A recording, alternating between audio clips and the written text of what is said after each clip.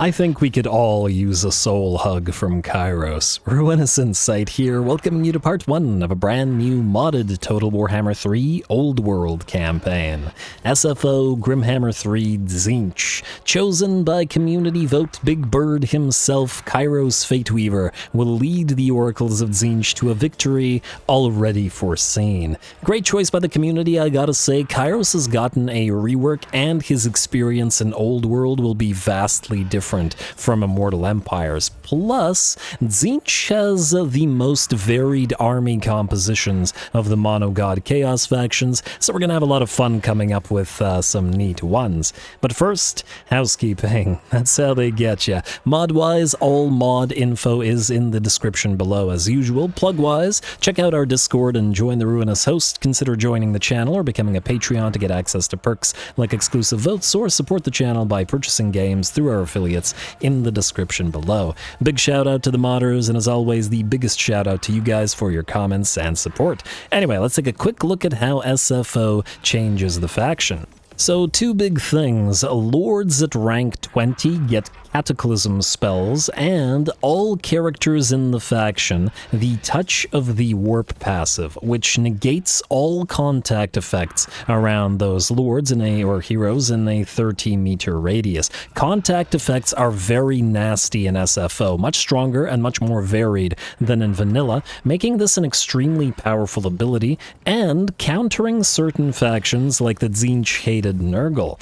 Otherwise, Kairos gives his faction faster global recruitment and army reinforcement superiority. Predicting stuff and knowing stuff makes sense. His rework also means that he can create his own spell lore, which I'll show off once we're in the game. Plus, he has lower spell cooldowns, which 10% may not seem like much, but this will stack with his own skills. Faster barrier replenishment, which will also stack with his own skills. And he and his army are more or less immune to enemy hero actions and ambushes. On to the setup, very hard, as I find that to be the sweet spot. AI stats maxed out all the way, and that's about it. All glory to the algorithm. Let's fly.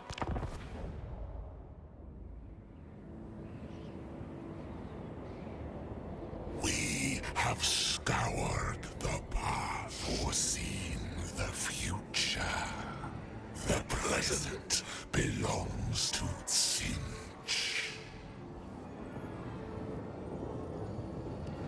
Alrighty, here we are. I've always loved the way that Kairos speaks, and I'm going to enjoy him speaking throughout his domination of not just this area, but most definitely the Realm of Khorne, which he starts beside. I believe, unless I'm mistaken, and somebody correct me if I'm wrong, that the Chaos Realms on the Old World map have a Chaos portal to each other, so it might be interesting to have Tzeentch declared the winner of the great game. I mean, he did kind of force all of the Chaos Gods to team up against him at one point because they freaked out, and might as well take their realms in recompense. Anyway, how they play are real quick. So Kairos has been reworked in terms of his access to the lores of magic, and he can now essentially make his own by choosing which spells he has access to. I am curious about how his passives will work, because passives are a big thing with having multiple lores, and they're probably part of his skill points at some point. I see passives here.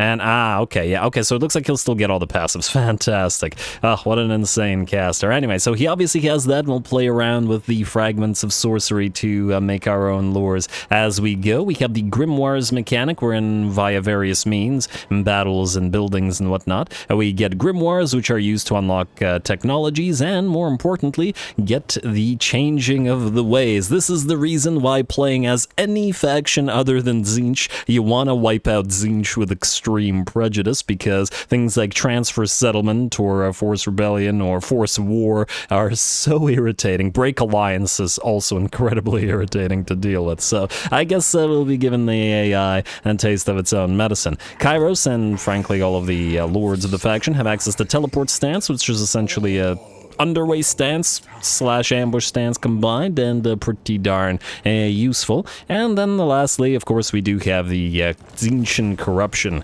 that we spread like any chaos faction, and we can use that corruption to get unholy manifestations up and running, doing various things to upgrade our capabilities or debuff enemies. We'll play around with these once we get access to them. Anyway, let's get started.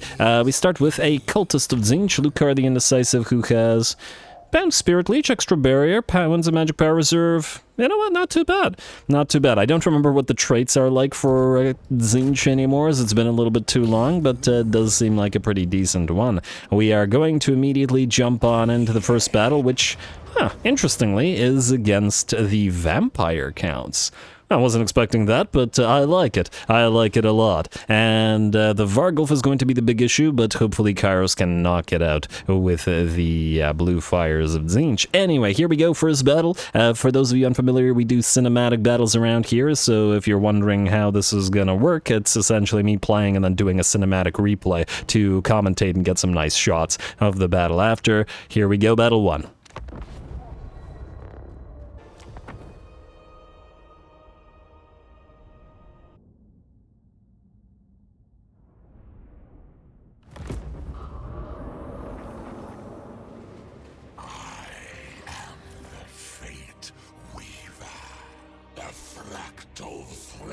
Of their existence are in our hands.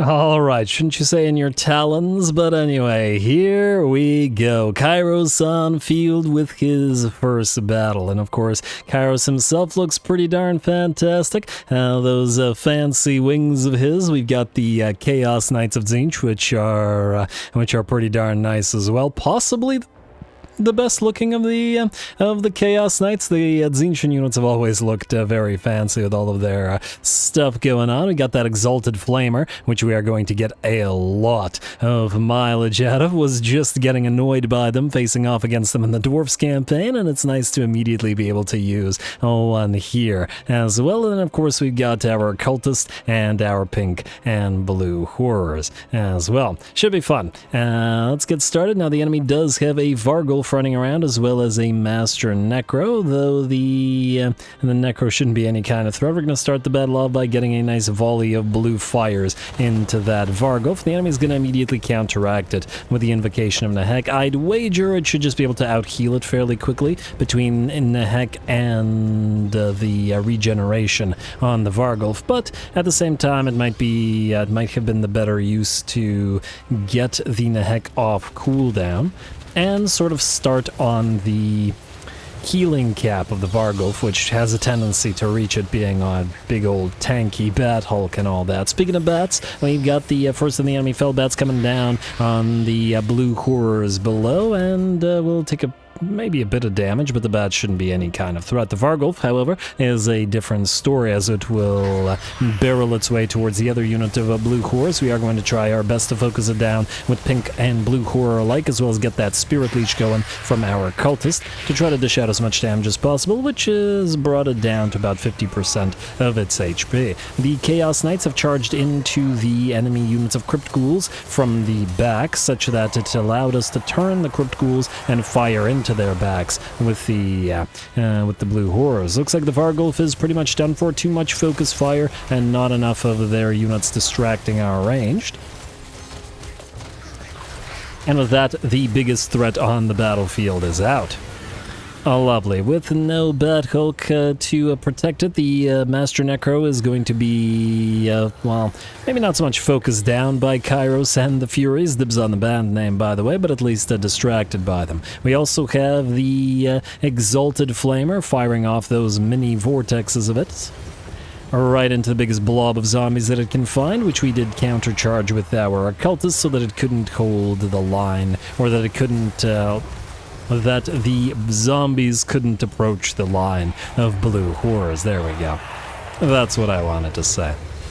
Alright, Kairos casting a few spells here and there. That pink fire went a little bit wide, but all good. Frankly, at this point, it doesn't matter over much as the battle is very nearly ours. We back out the Chaos Knights to get another couple of volleys into the enemy skeletons with our single Exalted Flamer, and then switch targets once more.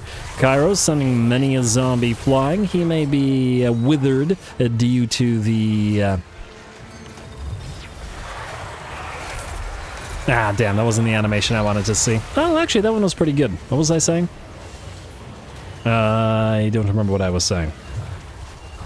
No, it doesn't matter. Anyway, alright, Kairos is not the best melee fighter, but that's all good. We don't need him to be, at least not here. The Chaos Knights charge in, and between them and Kairos, the zombies will get obliterated. Not that the zombies are ever going to present too big of a threat here, especially in the early game. The Furies are working on those other zombies. The enemy Necromancer has melted away under fire from the pink-blue horrors and the Exalted Flamer, and now only a couple of zombies remain to give the first battle of the campaign to us.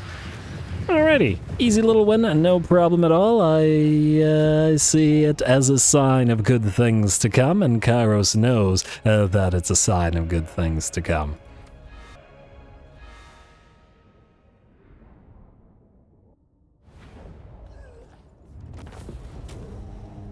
Alright, there we go. Nice little first fight for us, and I mean, we don't really need to devour captives since we barely took any damage there, 51 losses, and that amongst the blue horrors, which admittedly did, or at least one of them, actually all of them did more damage than the pink horrors in that one, probably because they were fighting the zombies in melee. A little bit more, obviously, the most kills went to the Chaos Knights of Tzeentch, hardly surprising. Solid damage, and most damage by the looks of it, out of the Exalted Flamers, and as I've said, the Chaos Furies of Tzeentch will come in particularly handy because of the barrier that the Furies of Tzeentch have. They're probably the best of the 4 variants of the Chaos Furies. Anyway, nice little fight. We can increase or start increasing our Winds of Magic Reserve, though 800 gold in the very early game might be something we might not want to pass up. Besides, within our own territory, we should...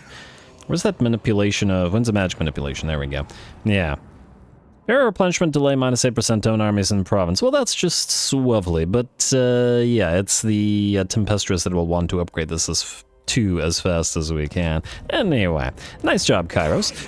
We're going to, I guess, go to the Hill of Bones immediately, and right after that, or actually, let's start with the building. What do we have here? Alright, we'll have to pick between the Chaos Dreadhold and the Dimensional Cascade. I believe from last time I played Tzeentch that the Mortal building is much better, and just by virtue of the fact that it gives you control and growth, whereas the Dimensional Cascade does not, meaning it's better to essentially start the game with the Mortal territories and then switch them out over time to the Dimensional Cascades, well, depending on how your control is going. Though at the end of the day, this doesn't actually do too much for us other than give us the massive amount of Tzeentch corruption, which the Mortal building does not, only a little bit. This gives us the adjacency corruption.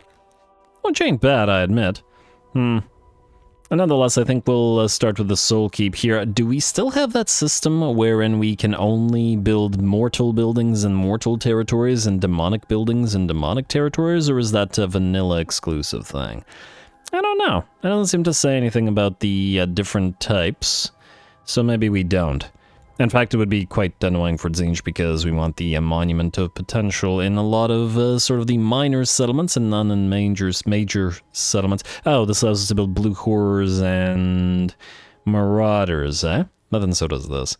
Anyway, I think we're going to immediately start switching to the Soul Keep here. And in SFO, you get the bonus from not collecting the income to growth, so 100 income is insignificant next to the power of Tzeentch, and we'll use the non-collection to keep our control in decent shape and get our growth going. Anyway, Kairos, you're going to head immediately to the Hill of Bones. Do you get a unit... Yes, you get the Golden Griffin of Theurgy at level 4. Nice. I always like it when you get a strong regiment of renown in the early game, especially since Kairos' thing is upgrading other Lords of Change, unless I'm mistaken. Maybe I am mistaken. He has the barrier stuff, and barrier stuff is great, don't get me wrong. We do need to preemptively decide what kind of army he's going to have. Causes terror for embedded iridescent horror heroes, but this is faction-wide. These are all faction-wide buffs, which are nice. Ah, yes, plus 50% barrier for Lord of Change, which is, we're going to make use of that. Huh. Attribute Master of the Elemental wins for Iridescent Horrors, Cultists, and Lords of Change. You would think that Iridescent Horrors and Lords of Change would both just generally have that, wouldn't you? Maybe it's just me.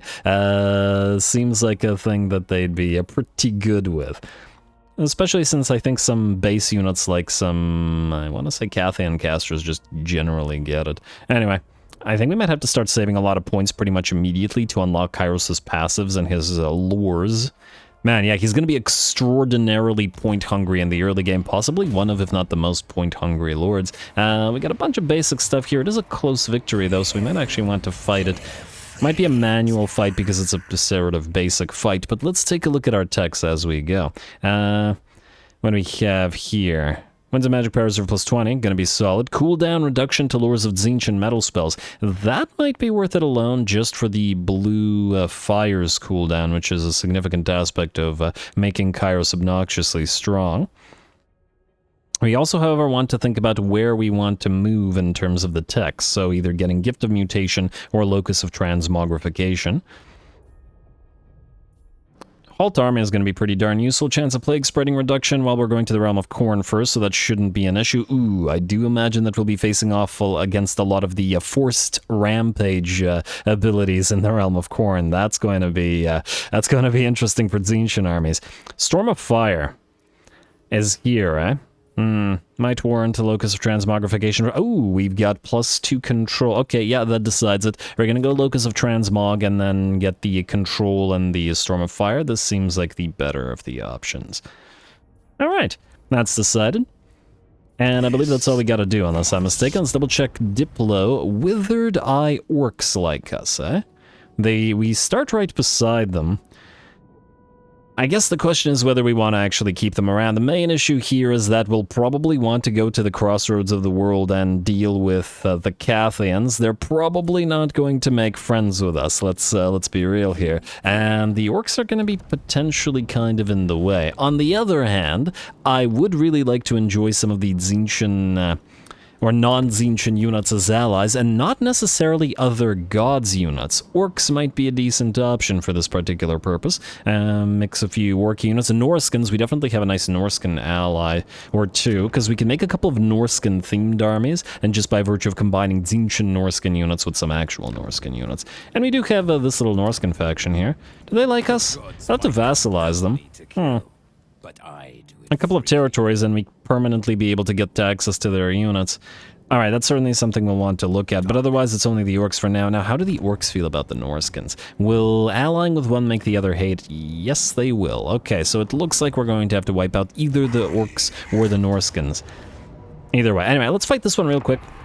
And we'll just do it manually because it's a very minor fight and the enemy obviously stands no chance against really anything we can do here.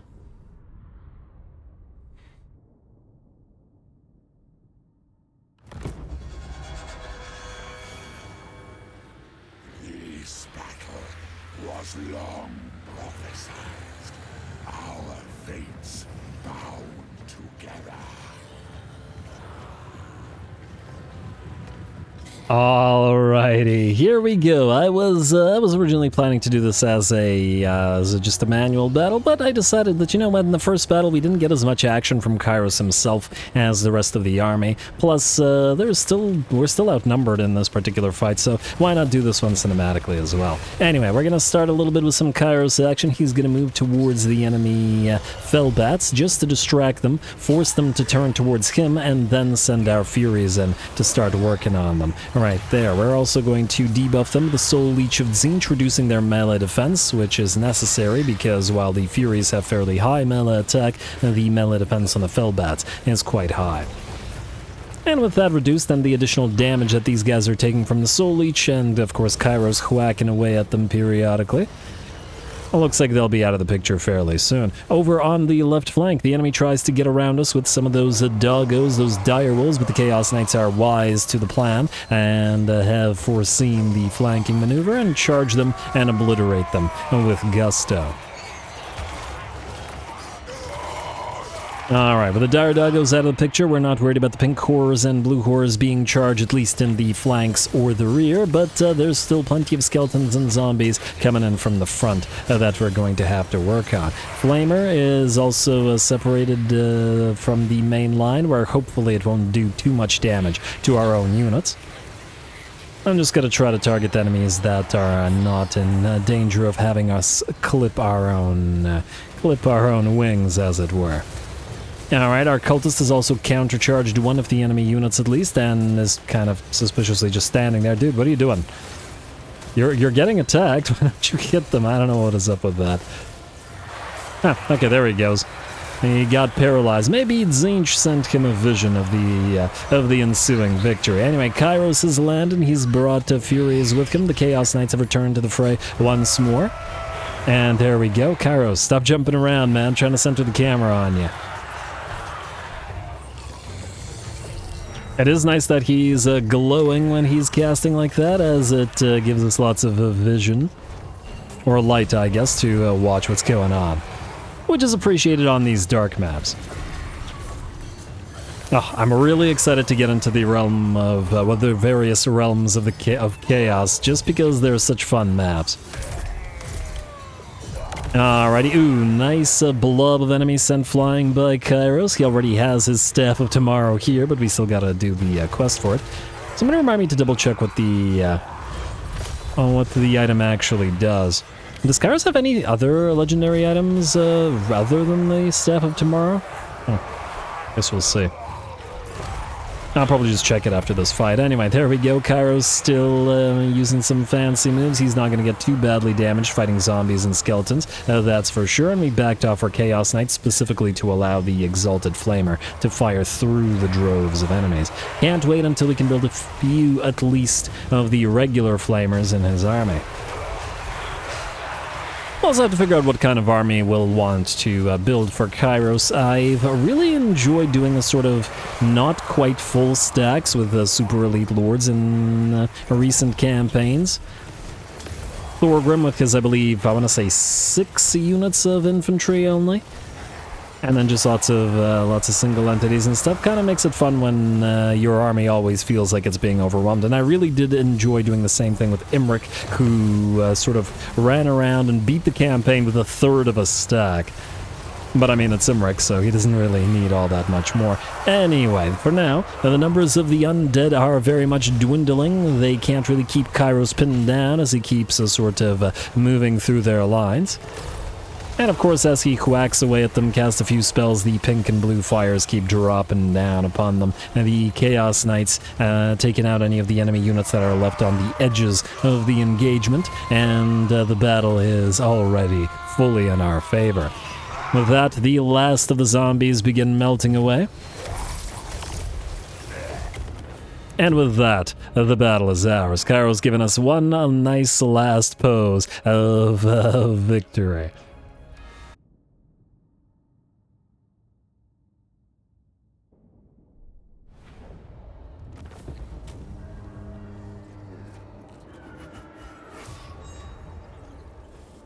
Alright, there we go. I wasn't going to originally make that a cinematic fight, but it turned out to be a fairly decent fight visuals-wise. Kairos did plenty of work, getting 230 kills and 37,000 damage in the fight, and we got lots of work out of both of the Chaos Knights and the Exalted Flamers, hardly surprising, being the elite units, and decent work out of the Blue Horrors as well, though decent damage on them, perhaps unsurprisingly, as well. Anyway, we're gonna occupy the place, like so. And get started on our first province. Looks like we've captured a many-eyed tribute, meaning we have immediate access to Marauders of Tzeentch, and we should probably get at least a few of the shielded variants. They're fairly expensive to recruit to start, but it is what it is. Yeah, let's get you guys up and running. Next, the other thing that we'll want to immediately do, and we'll probably, swap these out. Frankly, this building should be here, and this building should be here, but anyway. The other thing that we'll want to do immediately, we will hold Kairos' points. We will, however, check out your points.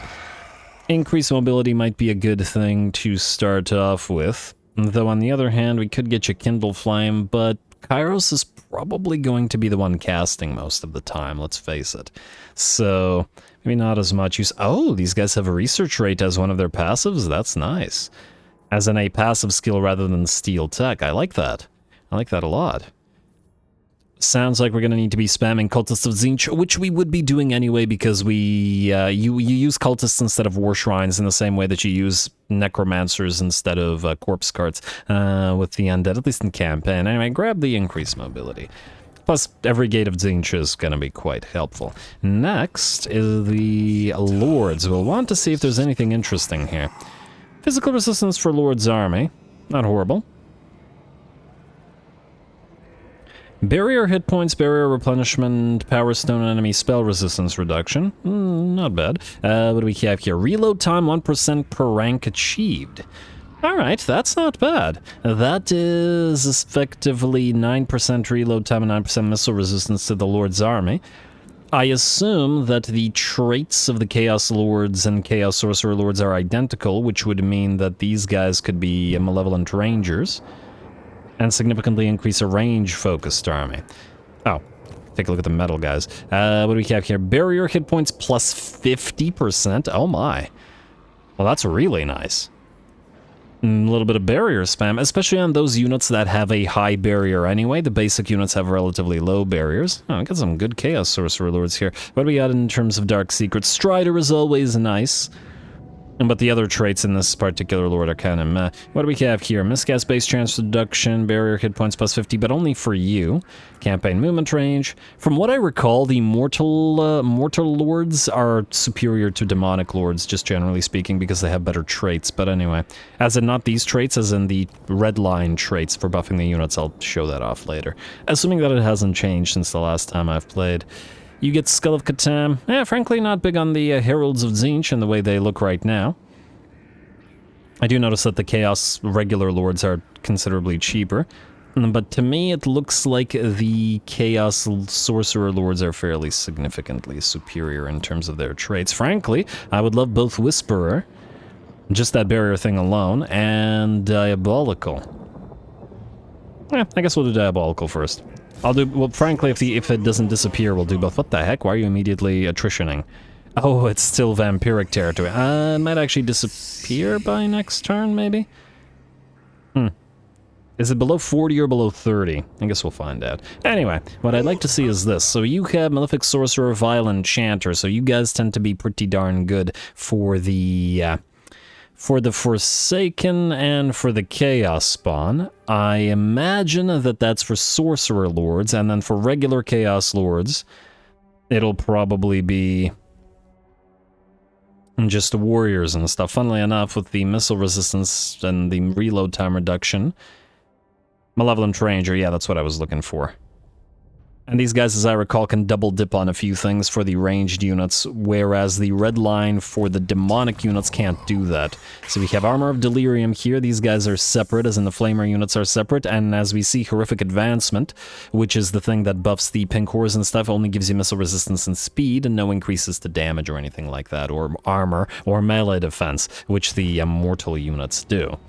So we gotta be fairly choosy about which lords lead which types of armies. Anyway, that looks good to me unless I'm mistaken. We're ready to end our first turn. Damn, it said cult upgrade available. Where was that? Damn, I didn't see that. I wasn't even expecting it. What is this cult upgrade available? Where is this cult upgrade available? Okay, well I guess we'll just end the turn and then see where this cult upgrade available is next turn then. Why not? Wait, unless we have a vision somewhere. We have vision here. Okay, that's what. Let's see what we got here. Oh, these guys are going to be expensive. Minus 20 per turn. Can only build in one cult at a time. Changing of the ways cost minus 80%. That's pretty significant. Though in the early game, 20 grimoires per turn is also a fairly significant loss. Though at the same time, we should be able to get that up and running pretty darn quickly. Simply because the 20 loss of grimoires will become insignificant relatively quickly. Hero action, success chance, characters in province. First, this is kind of meh. Instantly gain 500 grimoires. Cult is destroyed upon building completion. That's a lot of early game grimoires. I wonder if we could do anything fancy with that. I'm gonna have to think about it. Instantly oh! Tzeentch gets the teleportation mechanic? Oh, this is going to be amazing in the old world. Oh yes, we will definitely get some use out of this. And it also does feel like Kairos should be able to teleport around, so why not? Friends, other rituals from being started in this cult? Yes, we're gonna make some use of you. And then what is this? Tzeentch Corruption Discoverability instantly recruited Tzeentch Cult Magus. Huh. We'll need to be able to spread more cults, eh? Expand the Tzeentch cults to another region. This is probably what we'll want to do as fast as possible. However, at 2,000 gold in the early game, I think we cannot afford it. Anyway, let's end the turn and start our first. Well, go to our next turn. Destiny holds dominion over all. Alright, so SFO has this potential sort of early game buff type of deal that you can get. I used to do time and maneuvers for the bonus campaign movement range, but lately I've been thinking we just do no buffs because, I don't know, I just feel like the player doesn't need any additional buffs, early game or not. Though, admittedly, the additional buff would have allowed us to get to the reaping field within one turn, which we now can't do, but whatever. It's, I'm gonna say it's as intended. Anyway, you're going to encamp and you're going to move here. Incidentally, I assume you guys have some kind of channeling stance available to you. You have summoning stance, which increases corruption. An actually pretty solid option here.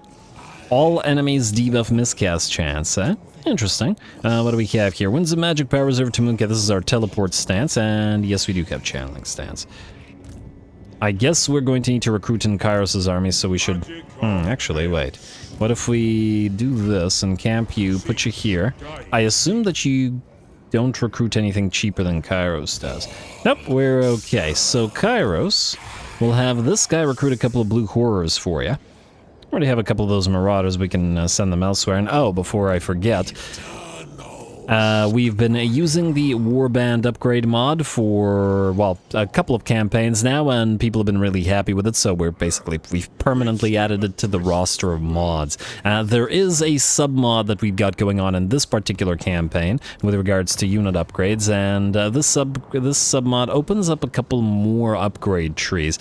I really mostly only want this sub-mod because it gives the Flamers upgrade path, because it allows them to become Exalted Flamers or Burning Chariots or Changebringers, which makes sense since they're all Flamers. There's a few upgrade paths that don't make any sense, like Chaos Spawn into Soul Grinders, because Soul Grinders are demons and Chaos Spawn are not demons, so this makes absolutely no sense from a lore perspective, so we simply won't be using that path. Spawn to Chaos War Shrines is possible. The great mutants that sort of carry Chaos War Shrines, I don't see why that couldn't be a great spawn, but this is just non-demonic unit to demonic unit, and the specific way in which a Soul Grinder comes to be, which is essentially a demon gets killed and then kind of conned into becoming a Soul Grinder to suffer eternal torment as it's trapped in the Machine Hulk trying to gather souls to buy its way out of, you know, demon torment, is entertaining, but there's absolutely no relation between that and Spawn. Anyway, that is all fine. So we're not going to use that path, but other ones we very well might. Anyway, not to start the lore rants immediately, let's get to you getting those blue horrors on field, mostly because they're cheap to both recruit and... But we do want some, you know what, no, get a couple more Marauders. We need more line holders in the early game, so that's what I would like to do. Also, double check. Yeah, Kairos doesn't have any buffs specific to pink or blue horrors, so I think we can just more or less ignore that. Okay, really got to get rid of that corruption. Anyway, we'll ignore the cult thing, at least for now. And Unholy Manifestations will give us construction time reduction -2 for all buildings. This is great. But it is all regions faction-wide. And it feels like well, it is a 15-turn cooldown. The cooldown isn't actually all that long. Maybe what we'll do is once we have the first tier 2 upgrade available, which is actually going to be in one turn, but yeah, then we could pop that off just to get the upgrade going fast as we can. I think that might be a decent option. Oh, wait. Soul Keep? Huh, interesting. Wait, are you telling me that this minor settlement can't be swapped out? It can only be a Soul Keep, eh? Huh, okay, I guess so Tzeentch doesn't have that thing where he can Pick one. Alright, that's fine. That's fine. We'll take it. End turn for now. All will succumb. The little undead army is actually trying to run away. Ambusher discovered... I wonder if they're just going to kill off this guy. I wonder if we can get them to do so. In fact, if we could get them to capture territory, we could have an early Beastman ally. And I'd really love to have a Beastman ally, to be honest, as that would be really nice with some of our stuff. So we're gonna try to make it happen best we can. Beast we can. Frankly, in my Dwarfs campaign, Kazrak has been doing absolutely incredible. He reached level 50, I think, close to the same time as Thorgrim did, which is pretty insane. So yeah, hopefully. Anyway, here's what we'll do. Changing the ways. No. We'll go... How much does this cost, incidentally? Just out of curiosity. It costs... 413. Actually, not that bad. Could probably get a early settlement transfer going if we wanted to. There's also a magical force that we'll want to take here as soon as we can. Anyway, what I was saying was this. We'll go to Unholy Manifestations. We'll activate the Scriveners of Insanity. An army must be selected. What does this do to the army? Ambush and... Okay, whatever. Okay, fine. An army must be selected to you in enemy territory, not besieging. This doesn't stop their movement, does it? I guess we're about to find out. Alright, Kairos, I would like you to move here to the reaping field. Trying to get that Golden Griffin of Theurgy up and running ASAP, and ooh, we've actually got Graveguard here. Oh, this is actually going to be a lot tougher than the AI is suggesting that it will be due to the presence of those Graveguard. Then we're going to want you to move in here. Destiny beckons. Yes, Destiny beckons. Transfer the Marauders. Then you can go into Summoning Stance to get the additional Tzeentch Corruption. Then we'll use the Unholy Manifestation on you, if I can actually click you in here. Granted, we'll lose the... Upon completion, yeah, we'll lose the Ambush, Success, Defense, and Campaign line of sight, but this guy's going to be following Kairos around, so we'll technically get benefits out of the line of sight anyway. We won't get the benefits out of the Grimoires, though. What we could do is the opposite, then. Have Kairos have... Okay, you know what? Have Kairos come in as a reinforcement, then. Why not?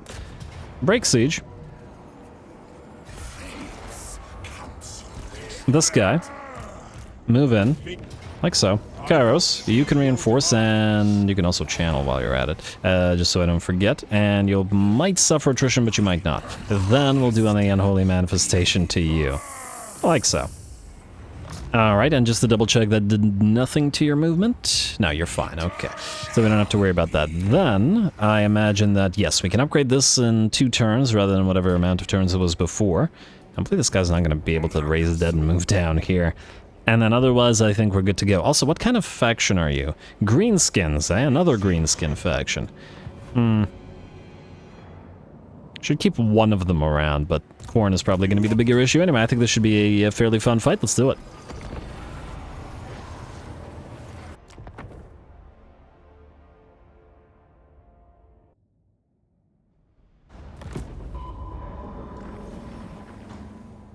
Look at them tremble. They will be overwhelmed with the limitless power of change. I certainly hope so, and hey, we got the Tzeentch Corruption over in the sky as well. It'll be nice to get a little bit of taste of home, as in the realm of the Sorcerer. Anyway, here we go. We've got a little bit of time until Kairos and the rest of his army makes its way on the field.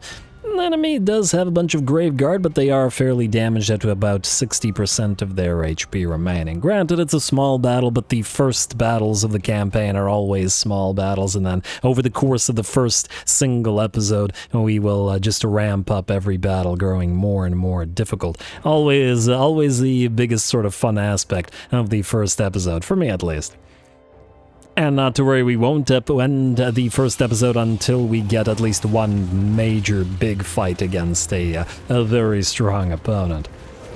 Alright, in the meantime though, Kairos has moved on in and is going for that tried and true strategy of distracting all the Felbats and then allowing our Furies to move on and hit them in the back/flanks while they're distracted. Another debuff going on them, that's Soul Leech of Tzeentch going for the... Minus 10, I believe. Yes, minus 10 melee defense. The spell resistance isn't super relevant here, but that's all good. What is relevant, however, actually it is somewhat relevant if they had any spell resistance on them in the first place, and on top of that, the Soul Leech does a little bit of tick damage over time, so why not?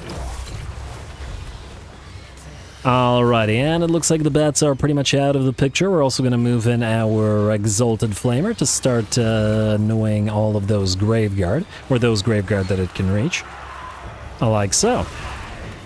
Obviously, these guys aren't going to be as effective at knocking out droves of Graveguard like a unit of regular Flamers would, but still pretty solid. And the Vortexes will still be of great annoyance to the enemy.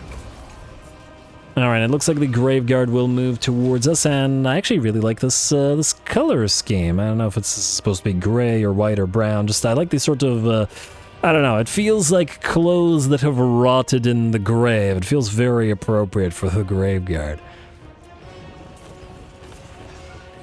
Alrighty, and looks like the last of the enemy bats are now out, and the enemy army is annoyed enough to start moving towards us, so we're going to keep harassing them as they approach with the Exalted Flamer. Frankly, could have probably done the same thing with some of the blue and pink horrors, because they move a fair bit faster than the skeleton warriors do. Anyway, we're going to follow the pink fire of the Exalted Flamer with a pink fires of Tzeentch spell right through that line of skeleton warriors. And out of curiosity, Kairos is up to 54 kills and 18.7k damage so far in this battle. I wonder how much of that was from casting spells on the battle line and how much of it was from whacking away at those bats up in the air. Alrighty.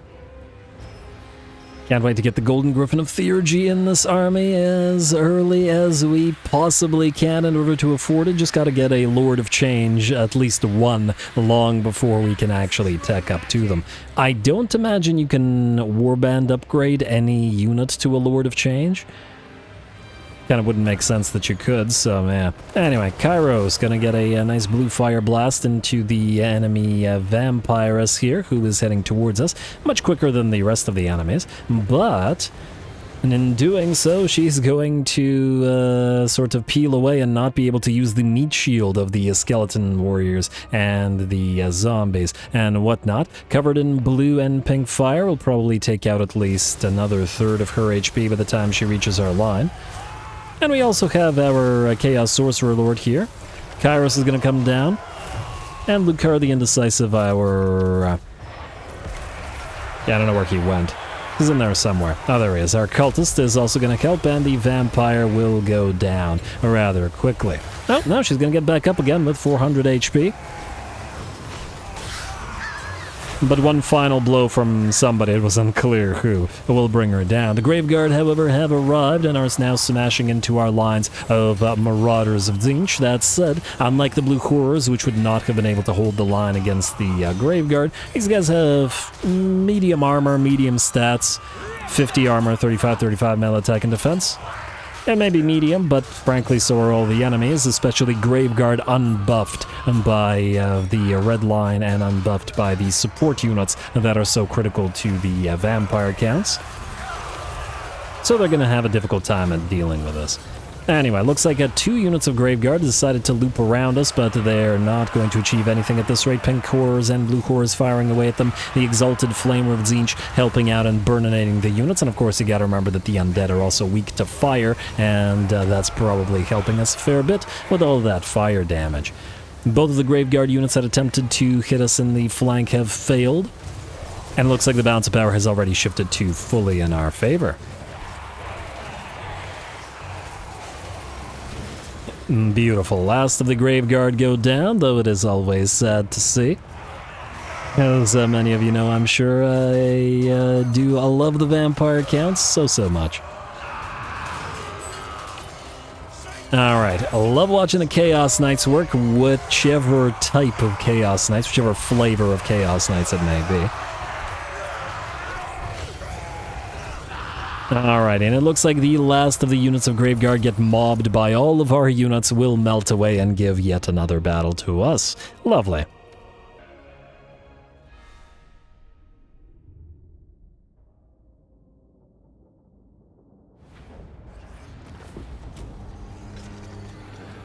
Alright, there we go. Free Scroll of Power, which is miscast chance reduction. Can Kairos even miscast? Well, I guess Tzeentch would be amused if he did, so maybe. Anyway, nice little fight, though funnily enough, it went easier than the previous battle against the skeletons and the zombies, by virtue, I think, just of the fact that we have the Marauders of Tzeentch now ready to hold the line. Occupy the place, giving us our first territory, and a Tzeentchian mutant. Huh. I know there's at least one Tzeentchian faction in the realm of Nurgle, so it might behoove us to try to confed them as soon as we possibly can. Let us...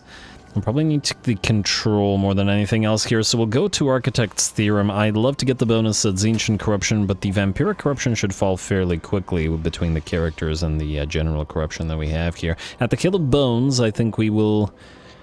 Yeah, we'll probably delete the Many-Eyed Tribute here. We'll delete it out of the Reaping Field as well, but here we'll at least get the Tusks, which give us Grimoires, Research, and Come from all buildings, all regions, and proud. That's solid. Alright, I like Tusks. Huh, actually, what does Dies do? It's gonna decide whether we kill these guys. Oh, okay, so it looks like every single one of the little cultist enclaves for trade resources does the same thing. Actually, can Tzeentch trade? This... faction cannot trade, or is it our faction that cannot trade? Rocky does wait. Norskins can trade, Kislev can trade, but yeah, okay, it's us that can't trade. Fair enough. Fair enough. Who needs trade? You were channeling, but you will now suffer attrition, and I'd rather have this guy suffer attrition, so you're gonna go here, and now you should still have this active, right? You don't need to stay, yeah, it only does to activate it. Should have just done it before I besieged, so whatever. You keep Tzeentchian corrupting the place. And you might besiege us, but it's not like you'd be able to do anything. Cultist. I think the next thing that we'll want to do is go into Cascading Fire Cloak, just for sort of emergencies if a unit gets rushed. The melee attack, or melee defense plus 40. It's quite nice. Plus the 50% massive fire resistance is very nice as well. I did this a lot within my Chaos Dwarfs campaign where units were in danger of getting killed off by our own units, and due to, you know, splash damage, like we have with the Flamers here, we pop that Cascading Fire Cloak on them and bam, they're safe. Anyway, Kairos, keep holding on to your points because we're saving them, though I would like to take a quick look here. What do we have as options other than this? And the fact is, we still want to... Yeah, out of the spammable spells, Blue Fire and Pink Fire are still probably the ones we're going to keep. Granted, we might change out to Earthblood at some point, but I assume we can get Recovery. Regrowth, whatever. Rather than Tzeentch's Firestorm. So we'll do that. Left head spells, right head spells, Infernal Gateway is the Ooh, that's going to be a choice between Infernal Gateway, which is fantastic, and probably Dwellers Below. Or Pit of Shades. All solid spells, but since we'll probably have cheaper Tzeentchian lore, that's probably going to be the better use. But Regrowth is the obvious pick here, because nothing else even comes close to its usability. Transmutation of Lead is very solid, especially in SFO as well. Gehenna's Golden Hounds is very nice, but Glean Magic will give us additional magics. Assuming that it's no longer bugged, because it used to be super bugged. And then uncommon spells, we have Treason of Tzeentch, obviously Shield of Thorns. Shield of Thorns is amazing as well. So yeah, I'm basically combining a lot of Life Lore stuff with a lot of Tzeentchian stuff, and well, we need Cold Hellbrass if we want to follow down that road. Anyway, unassigned skill points, cult upgrade available. No, it's too much money. It's too money and it doesn't know it. Anyway, what about the other Chaos Lord that I liked? Yeah, we do still have the Whisperer available. And I think, expensive or not, we want to get him on field, because who knows whether we'll see that particular trait again. And it's a really nice one. And I think then, this Metal Lore Whisperer will be leading our Forsaken army. Forsaken, Chaos Spawn, whatever else we can throw in there. Couple of Mutilith Vortex Beasts, because they're essentially a super spawn anyway. Anyway, there we go. You two are on field now. You can, I guess, channel a little bit. Frankly, all of you will need to channel, but you're fine now. And are we able to manipulate this up to max now or no? Nope, still need... I assume this is based on the number of provinces we have. In order to increase the Winds of Magic Strength, you must first decrease the Winds of Magic Strength in another... Yeah. That's fine. And we'll get there. Anyway, let's end the turn.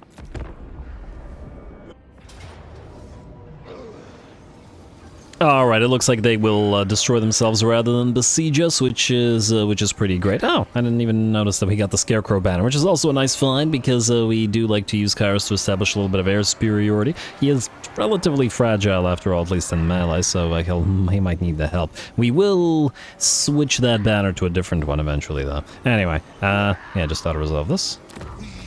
And the faction should be destroyed. Take the free money.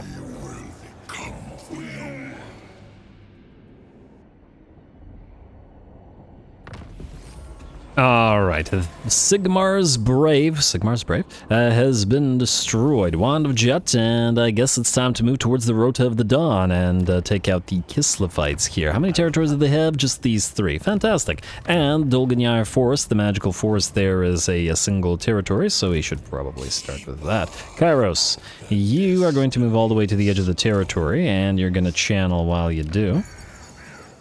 I could get a few more units, but I think we're relatively okay. Oh wow, it's gonna cost 4.8k to get the Golden Griffin of Theurgy up and running.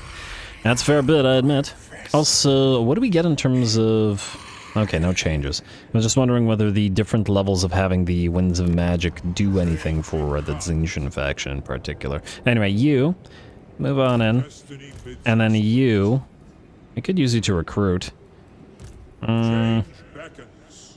Maybe get a couple of Marauder horses just to be able to chase troops down. Although at the same time I could do the same thing with the Chaos Furies, and they are cheaper. Admittedly, they are also fragile, but a little bit more air superiority. Yeah, maybe. Alright, you guys move on in. And we will need to immediately, I guess, build the Cultist Camp of Tusks. We'll also need to start our economy going, basically, as much as possible. And as I recall, Tzeentch has a pretty solid economy, so that should be fine. We will need to swap these out, but we can't do it yet, so we'll do it once we actually leave the territory, although, wait, we got one more turn until you're up and running. We've got... Wait, so I take it, yeah, this will disappear next turn, so unfortunately we won't be able to build this up, so we only got the one benefit out of it, out of the Hill of Bones, but, well, it is what it is. Since this didn't grow another level, it's all good. Alright, you, sir, and get us a couple more Chaos Furies. Just gotta be careful about bankrupting ourselves and about these guys all getting angry and attacking us or something. Are you after a drink, a fist fight, or both? I wonder about whether the best way to vassalize these guys would be to attack them, take a territory, trade the territory back for vassalage. If you can still do that. I don't know whether it's been modified so that you no longer can. Alright, and... Oh, we actually have vision of some other Tzeentch factions. We got one here just outside the realm of Tzeentch, and then another one within the realm of Tzeentch itself. Oh, I wonder if there's any landmarks for Tzeentch in the realm of Tzeentch. I certainly hope so. Anyway, skip, and end the turn.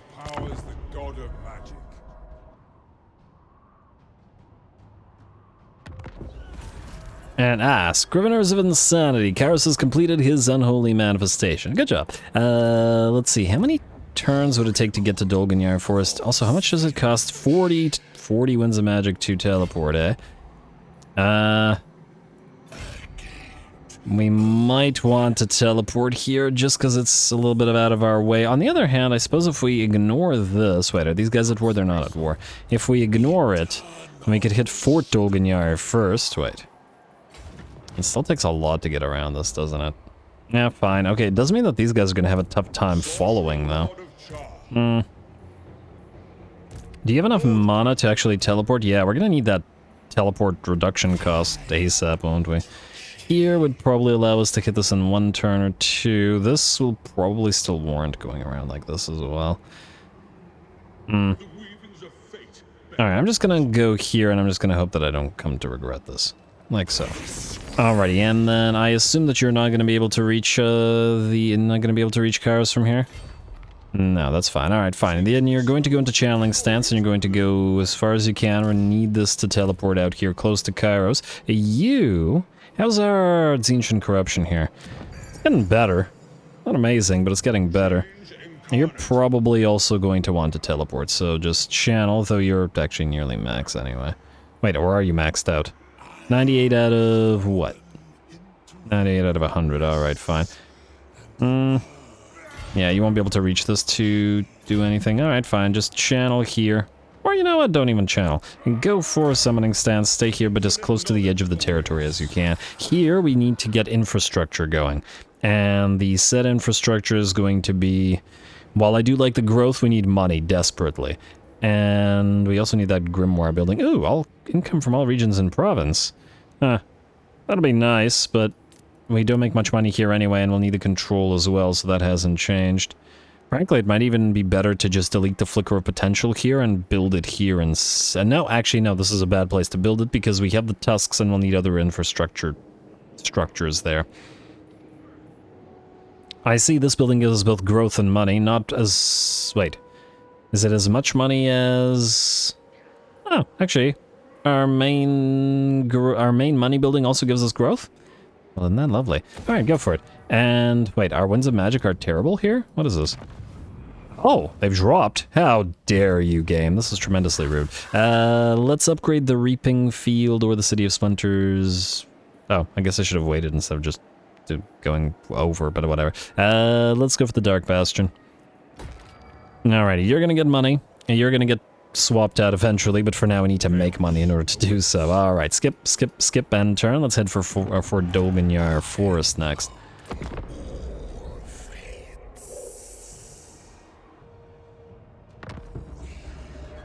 Faction encountered Masters of Innovation. Ooh, that was quick. Aren't they? Alright, they're on the other side of us, huh? We'll just jump over there and fight... whichever Cornate faction is here. Certainly an option. Anyway, I would like to check one thing. You guys still have your 3 territories. How much would it cost to take one of your territories and then transfer it back to you from a changing of the ways perspective? Oh, it's actually fairly cheap, presumably because of the chaos corruption. That's probably a good way to vassalize them. Granted, I kind of don't like the fact that they'd be occupying territory at the Steppes of Corn, because... Because then our empire will lose contiguity. However, does contiguity matter for us? Is the question. Do we have any adjacency bonuses? All regions and province grimoires. If we have no adjacency bonuses, then contiguity is irrelevant and we can just do whatever. I don't see any contiguity issues with you. Nope, no adjacency bonuses. Faction might own territory, all regions and province, local province. Yeah, no, we can do whatever. Alright, fine. That works. And we should probably do that. Assuming... minus 55, eh? I guess Tokmar's camp is... Oh, that's their capital. Oh, Steppes of Corn. Oh, I take it we don't have vision of it, do we? We need vision of it because that's the one we'll want to transfer because it is the capital, whereas Tokmar's camp is more developed. It is also their... capital, and therefore, as in their faction capital rather than their territory capital, and therefore we can't trade it. Alright, fair enough. We'll send a hero or lord out there. Kairos, can you reach Dolganyar Forest from here? No. You can save the turn by teleporting again, though that'll take all of your mana, and I think I'd rather just waste the turn and move closer to it. So let's just do this. Alright, and then you can follow Kairos by moving like so with teleport. It's not like your mana really matters. Like so, and then you can just march stance towards Fort Dolganyar afterwards. We'll also have to probably book it over here because these guys probably have a full stack that they'll march towards the Hill of Bones. Also, speaking of the Hill of Bones, you can, I guess, get the Lattice of Distortion. It's basically all of our cash. Yeah, start with the Lattice of Distortion. And then we'll want to upgrade... Oh, actually, no. We'll want to save up to upgrade you so that we can build another building here and then replace the Flicker of Potential. In fact, I think now's probably a good time to demolish this. Oh, wow. It's only 600 to get it back? What? How much does it cost to build it? Oh, not that much. Okay, fair enough. That means we'll be able to replace it relatively quickly. But yeah, let's delete you. Unfortunate as it may be. And then end the turn, take Fort Dolganyar, or Dolganyar Force, then move down to Fort Dolganyar. Skip, and turn.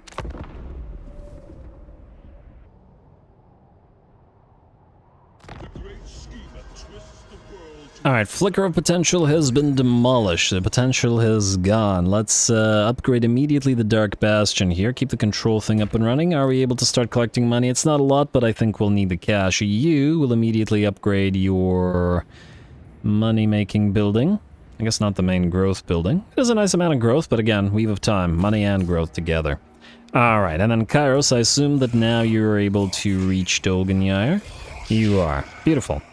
And take most of your... Huh. Yeah, it's kind of hard traversing this territory, but that's kind of as expected. Anyway, Kairos. Are you at war with anybody? You are not. So they are probably 99% likely saving a full stack here. Okay, so to counteract that, we'll need to move you here towards Hill of Bones in case the enemy moves to attack it. Which is a distinct possibility. Kairos, you're going to attack Dolganyire Forest. Declare war. War declared. War were declared. And... do we want to fight these guys? I guess it's a first battle against the Kislevites.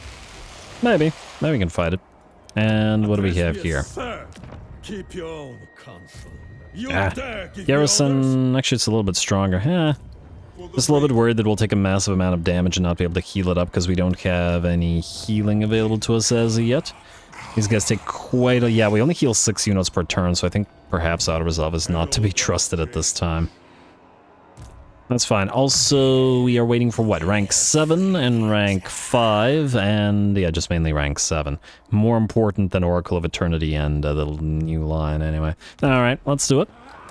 Actually, gotta double check what Staff of Tomorrow does for Kairos, but anyway, let's do this fight.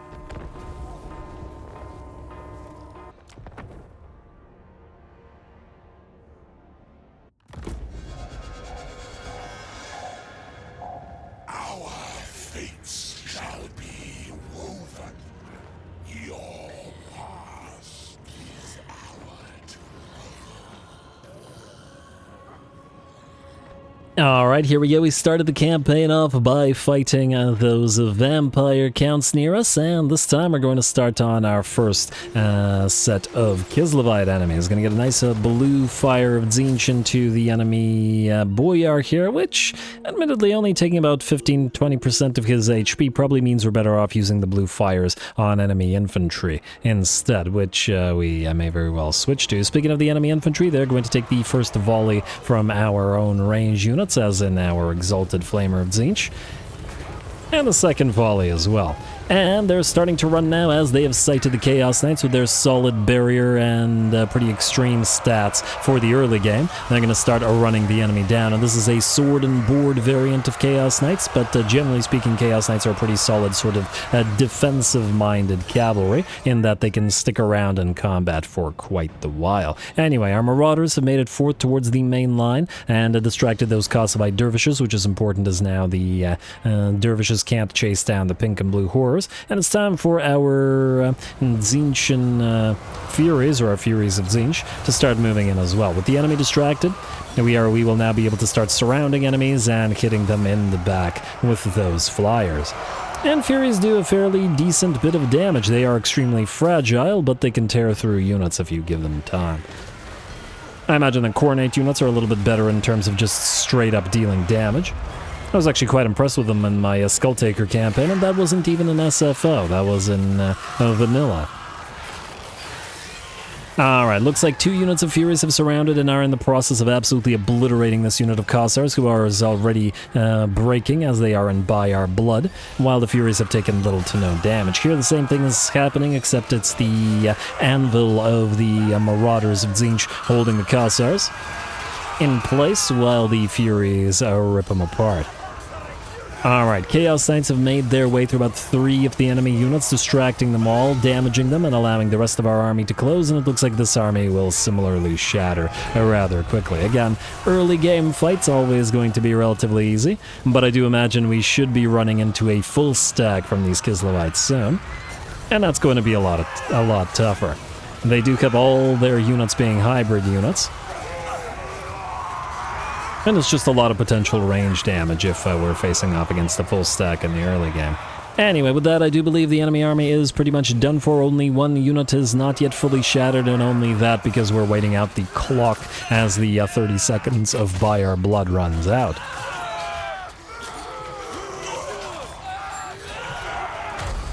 Alrighty, and that telltale glow around the enemy signals Kairos' arrival. Oh, I'm going to be very happy with fighting in dark maps over the course of this campaign. I love the fact that Kairos gets all that light going. It's going to be really neat. On the very, very dark maps where you can't see anything, when you have like a unit like this with like a big spotlight on it effectively, it's really nice. Anyway, with that, the last of the enemy units shatters, and while we will chase some of them down, the battle's ours.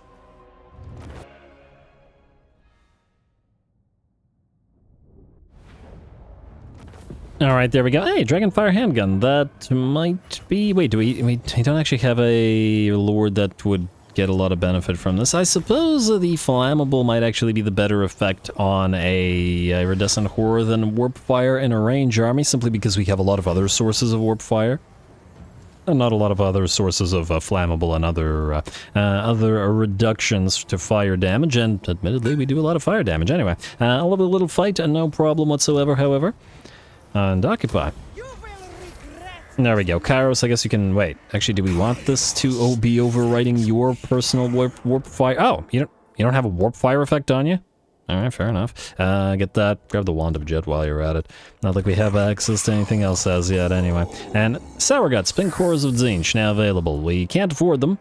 Ooh, and the Golden Griffin is available. We're gonna get these guys both on field as fast as we possibly can, as soon as we can afford them effectively. Anyway, a nice little battle, but definitely have to be wary of the Kislevites, especially early Kislevite Kossar spam. If a full stack, it's gonna be very dangerous to our army. You, grab that Cascading Fire Cloak.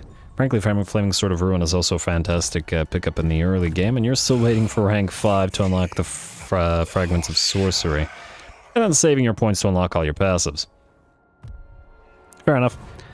Alrighty, I think this Kairos might be the only lord I've ever saved all the points basically from the start, which is kind of interesting. Might have actually, I wonder if having gotten Root Marcher we would have been able to reach this location. Not that it matters at this point. Anyway, let us not collect money at Dolgenjaer. We will immediately not build anything here because we can't afford it. Skip. Commandment available. Ah, yes. Do we have any faction-wide benefit commandments? Oh, I do like the fact that we have Igrim's Contrivance, a research rate +5. Control +6. We could start building up the control. The Grimoires from all buildings is irrelevant to us at this time. And Tzeentch Corruption will grow of its own accord, I'd wager.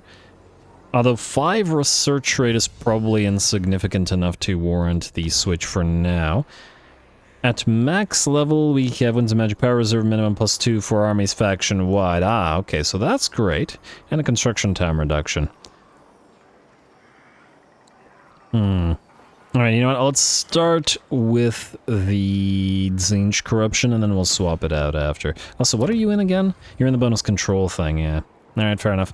Not gonna be switching that as yet. Anyway, Cult upgrade available. Look, Cult, I'd love to upgrade you. It's not you. It's the fact that we can't afford you. Ragnar Hildenmouth. This is the diabolical guy, so the eventual, probably malevolent ranger guy, assuming that the lords that aren't sorcerer lords don't get a better trait for that particular purpose. Now, I do imagine physical resistance 10% lords army, if they also buff a chaos warriors with another 10%. That might be something that they do, unless I'm confusing them with what dwarfs do. It might be better to use that. But anyway, end turn. Alright, and it looks like rather than moving towards us, the Kislevites have decided to attempt to defend Fort Dolgenjaer with a nearly full stack. That's what I like to see. Alrighty, Kairos, you are going to leave the settlement and you're going to start channeling stance again, because you're going to need it. I wonder if this guy will attempt to move towards you and attack you. Guess we'll find out. Go as close to him as you can. And then you are going to follow Kairos, also I guess in channeling stance. Everybody channel.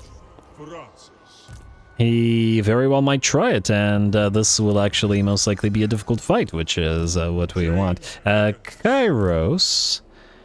Alright, you're not a level 5 yet, fine. Fine. I'm going to assume they can no longer reach you, so you're gonna go here, and I'm just gonna hope that they can't immediately kill you, or that you can back off if they can. And... what are you doing? Go away. You're fighting some beastmen. I don't like that you're trespassing. We really need to get vision of your other territory so that we can steal it and transfer it back to you, but until we can, we're not gonna. I mean, it might be that we could do it with Horror Song, but I'm not 100% on it. Ooh, I do see that Become Vassal is decreasing every turn. As in the likelihood. This is still tier 1, this is tier 2, and yeah, it's steps of corn that we need. If we had a bit of spare change, I'd summon a lord to go over there. For now, however, I think we need more money, and that's what we're gonna do. Yeah, so let's get the Lattice of Destruction up and running. Might as well get the Cultist Outpost up and running. And, oh, right, Winds of Magic Manipulation. Out in Dolgenjaer, and in here, and out in Dolgenjaer, and in here. Lovely. That'll give us a little bit more money once these things start generating good cash. Alrighty, we'll take it. Skip the cultist upgrade available, and just assume that the Norskins will not attack us and are just going after those beastmen that they've been warring with. At least that's what I hope for. I also hope that these guys attack us rather than waiting. End turn. Beautiful, they will indeed attack. I'm always so happy when the AI actually wants to fight rather than run. I noticed that they have Ice Guard and Winged Lancers as well. Ooh, this is going to be a good fight, especially considering they have more than a full stack between their two armies, and we're at a 3/4 stack. I love it. Alright, let's do this. This is going to be our first proper sort of debut real fight, and should we win it, it'll take us to level 5 and unlock our first Fragments of Sorcery aspect. Go.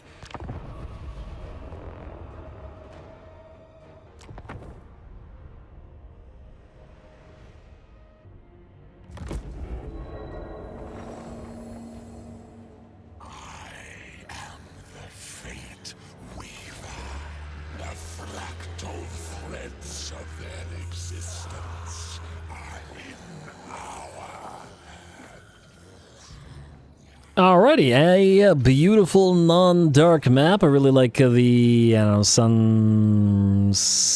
or whatever that's going on here, but it doesn't quite match Kairos' wings. If only we could get that Tzeentch corruption sky here together with the sunset, that would be pretty fantastic. Anyway, here we go. We've got a proper stack arrayed against us now. Tons of range units. We got a Snow Leopard, Winged Lancers, and a unit of Ice Guard, which we do definitely have to be wary of. The Ice Guard in particular have magical damage in both their melee and ranged attacks, and thus will be threatening to every demon as they bypass that physical resistance of ours that we're going to be pretty reliant on in the early game. Going to try to annoy them as best we can. A pink fires through the unit of Ice Guard will take about 20% of their HP. Not a lot, but it did heavily damage the unit of Kossars that were with them. Alright, and we're going to get that Soul Leech of Tzeentch on cooldown, just a little bit of tick damage and a little bit of blue fire action right through the line of enemies as well, which did pretty fantastic. About 50% damage to one unit of Kossars and about 40% to another. Solid use of those two spells, and we got 94 kills and 26,000 damage for 16 mana, which is pretty solid, I'd say. Anyway, let's speed this up a little bit. We've annoyed the enemy army a bit, and let's see if they start... Well, they should be moving towards us, so I guess they're probably going to wait for their reinforcements to arrive. Well, that's fine. If they're going to wait, we're going to take advantage of it, and we're going to get another pink fire through their lines. Probably not going to kill too many in the way of enemy units. In fact, it's going to kill no units, but it looks like it'll take another 50% HP from another unit of Kossars. And let's get a nice blue fire into those Ice Guard now. There's certainly still a critical unit to destroy, down to about 50% of their HP, but barely having lost any units so far. So they still have almost all of their damage available to them. And would you please let me select them, game? They got 50% spell resistance. Damn. That's pretty damn solid. All right. Frankly, I'm impressed that they took so much damage from those blue fires then, considering all the spell resistance they have. Anyway, the anthill has been kicked, and the enemy army now on the approach towards our battle line. Might be able to get at least one more spell off with Kairos as they approach, but for now we await the coming of the Kislevites. There we go. Marauders waiting in front with their shields, held to take all of those arrows and, I guess, pistol fire from the armored Kossars. And there's that next, a blue fire. This time I decided that it might be better to focus down those Winged Lancers, who take about 40% of their HP from the blue fire, and does make sense. They don't have that spell resistance. And there we go, another hit with some pink fire as well as another Soul Leech of Tzeentch. And the enemy army is nearly here. Considering that the balance of power remains very much in the enemy's favor, we certainly have a fight on our hands. Alright, it looks like they're going to try to move 3 units over on the left flank. I think we can deal with that. Exalted Flamer of Tzeentch is going to move down. There's 2 units sort of traveling together here, and clipping both of them would be ideal. Looks like Kairos has started to take damage as the enemy Ice Guard are focusing him down, which does make sense. And there we go, nice volley from that Flamer. Out here, the enemy Snow Leopard charges forth foolishly as the Vanguard unit. We're going to immediately hit it with Lucar the Indecisive Bound Spirit Leech and start whacking away at it with our, also Slanesh Giggle, but with our Chaos Sorcerer Lord. And it looks like that Snow Leopard will achieve absolutely nothing in this particular fight. And there we go. In fact, it gets chased down by the cultists, and with that is brought down. Beautiful. Out here, it looks like we've moved in our Chaos Knights on the left flank to charge those Kislevites warriors and Kossars as soon as the Chaos Furies arrived. The Exalted Flamer has switched to the Armored Kossars instead to take advantage of all that armor-piercing damage that it does, because the Chaos Knights, good as they are, have more non-armor-piercing than armor-piercing damage. But between the Chaos Knights pinning those 2 units of Kossars and Kislevite Warriors in place, and the 2 units of Furies tearing them to shreds, these 2 units will be destroyed, while the Armored Kossars, with their tight formation, will take a ton of damage from the Exalted Flamer, who has now decided to switch to the other unit of Kislevite Warriors or Kossars. Couldn't see who it was, but I suppose it doesn't matter over much. Another nice blue fires comes in, not from Kairos this time, but from our Chaos Sorcerer Lord, and will be followed up by pink and blue Horror Fire, who will focus down these 2 units because they were standing far too close to each other and thus deserve to take hits from all of our units at once. Alright. Looks like we're doing pretty okay. The bounce power is still in the enemy's favor, but not nearly as much as it was before. Kairos, however, is down by about 40% of his HP. Those darn Ice Guards still focusing him, and well, pretty much any range unit. Oh, both of the enemy lords, the enemy Druzhina, also trying to focus him. Well, good for them. I mean, he is by far the biggest threat on the battlefield, so it does make sense to try to bring him down. Alright, Marauders facing off against some Kislevite warriors here. Sabers and shields, those are the ones with the little mini blasting charges or Molotovs or whatever it is that they throw. Ooh, Marauder. Right in the center of the line, goes down, headless.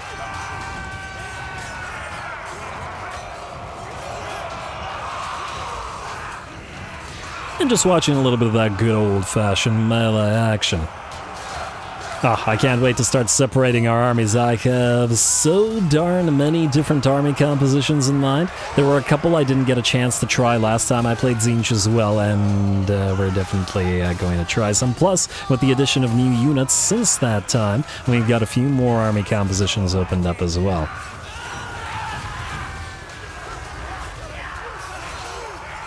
Alrighty, looks like the bounce power has at last shifted in our favor, however, at about 60%. The enemy's units on the left flank have completely collapsed, being obliterated by the Chaos Furies and the Chaos Knights. The Furies and the Knights, however, cannot join the rest of the battle at this time, simply because the battle has sort of 2 elements to it. We can't just win, we have to destroy, make sure as many of the enemy units are actually killed as possible, as this army attacked us and is within the enemy territory. Enemy units that survive are very much likely to heal up over the course of the end turn.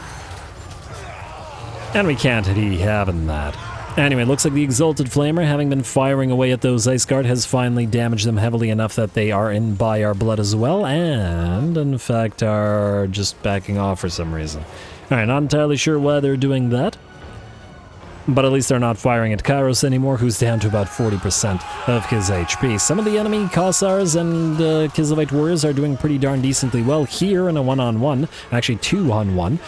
The Marauders of Tzeentch were basically losing towards the Kislevite Warriors, which is quite interesting. I guess it's the armor-piercing damage that's taking them... getting them a little bit ahead, or perhaps the occasional cycle charge from those Winged Lancers. From what I recall of my Tzeentch Catron campaign, wherein we used a single unit of winged lancers to pretty insane effect, those guys are definitely not to be underestimated. Alright, and Kairos has arrived to help with those marauders in trouble. He's going to recharge those Kislevite warriors, and it looks like that will make them shatter. And in fact, it will make the entire enemy army shatter, as the army losses have finally become sufficient enough for the Buy Our Blood to run out and the last of the enemy units to break. Beautiful. A really nice fight, and I did promise at least one proper, somewhat difficult fight, and ooh, it looks like one of our units of blue horrors is melting away here. In fact, they've been melting away for a while. Unfortunately, while they melt, we still have to chase all the enemies down. And I'd rather the unit melt away, and it looks like it's gone. Yeah, okay, it's gonna keep melting. I'd rather it melt away because we need to chase down as many of the enemy lords, heroes, and units as possible all over the map.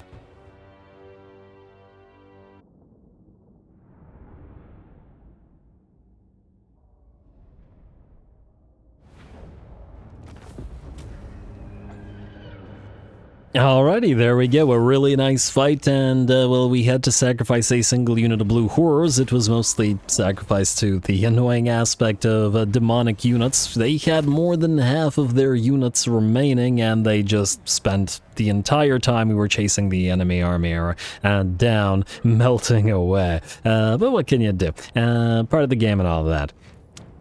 2.5k, I guess, is the only option as well. As for Kairos, 86,000 damage, though he did take more than half of his HP and damage himself, as the AI really wanted him down, knocked out of the skies. Got solid damage out of our various marauders, and blue horrors as well, not to the same degree, of course, but that's not surprising. Lots of work for our Chaos Furies, if nothing else, in tying up annoying the enemies, and both the Chaos Knights and the Exalted Flamer did unsurprisingly well, and solid damage out of Ragnar Heldenmouth here. Nice. Alright, off first tribute.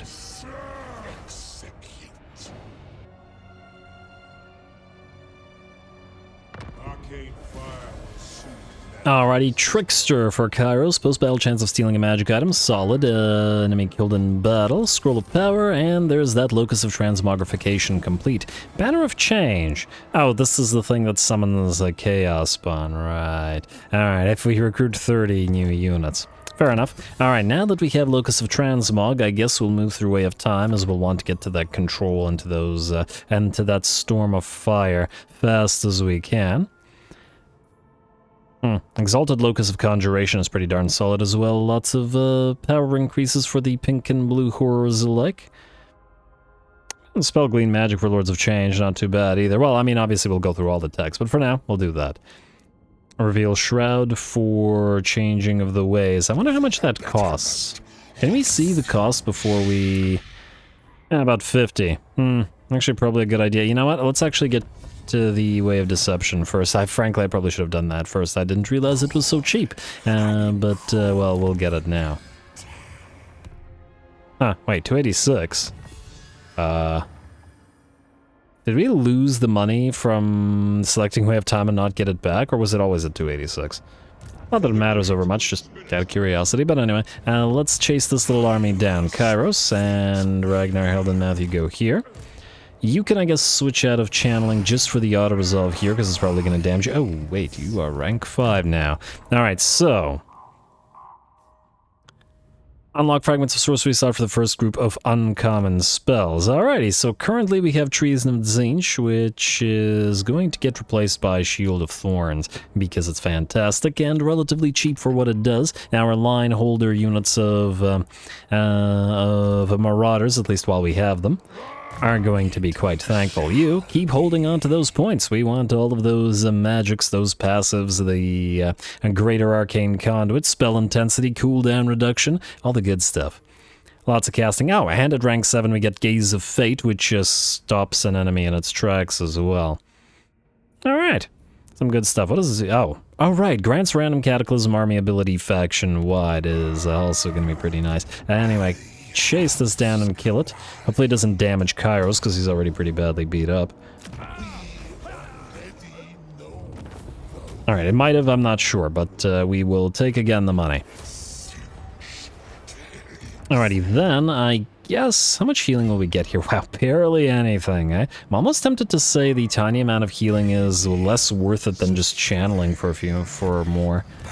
Probably gonna do that then. Channel, head to Fort Dolganyar, we'll occupy it and then move immediately to Zamoski, hopefully before these guys can get more stuff up and running. You will now start moving in towards Kairos. I don't see another stack here, so you should be safe, and we've maxed out the Tzeentch corruption here, so you don't need to channel there. Speaking of there, let's get that Lattice of Distortion up and running for more cash. We can now delete the many-eyed tribute here and replace it with another Lattice, as well as the Moment of Potential building. As for here, probably want to get the Hidden Library up and running everywhere. We need these everywhere because we need the growth, the grimoire rate, the research rate, the income from all buildings. It's just a solid building.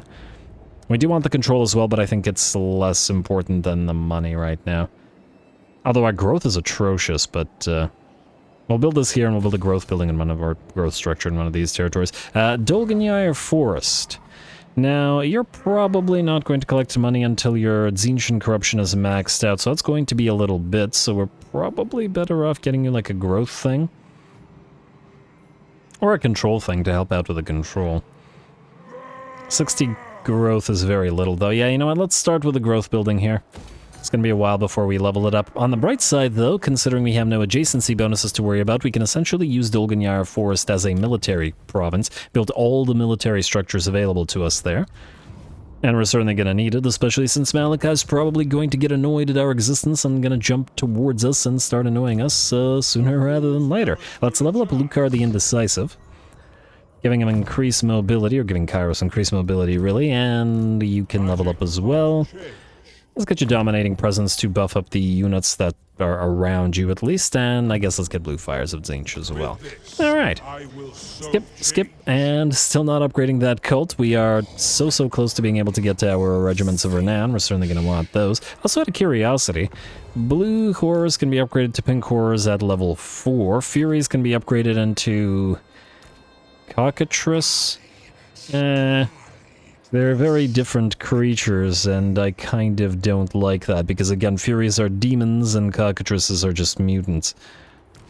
So probably not gonna do that. You can be upgraded to other Knights or Doom Knights, but that makes sense. See, the Marauder Warriors can be upgraded to Chaos Warriors, that does make sense. And we'll need more Flamers ASAP. In fact, Flamer building, where are you? Alright, we can also get some early game Sandgores, though they are fairly expensive at nearly 200 gold per turn. Ah, the Flamer building is the Screamers building. 175, but we can get a couple of Screamers since we're doing a little bit of aerial focus in this army, at least in the early game, so yeah, anyway. Faction destroyed, Flesh Greeters, I don't know who you are. The great game Nurgle Ascendant, well, isn't that a shame? And between the turns, while the turn was ending, as in while the part that I edited out, these guys offered us a non-aggression pact, and were willing to pay us, what, nearly 1,500 gold, and I decided that, fine, we'll let these greenskins live. In fact, we could in theory vassalize them pretty much immediately if we wanted to do that vassalage... that vassalage sort of building swap thing. Still a very decent option, and both Gragamugar Camp and Grunguts Monolith are both tier 2, so that would probably enable the trade immediately. And I did want some greenskin allies, and I like the idea of Tzeentch manipulating them into doing stuff, so, you know. Anyway, Fort Dolganyar, what do we have here? Little garrison, but we are damaged and still probably thus making it worth a fight. We'll move Ragnar Hilden now to actually take the settlement while Kairos reinforces, because this will allow Kairos to continue moving post-battle. Which we definitely want, as we'll want him to be able to attack the Zamoski territory immediately after that. I guess you should probably reinforce to leech the XP anyway. Yeah, go for it.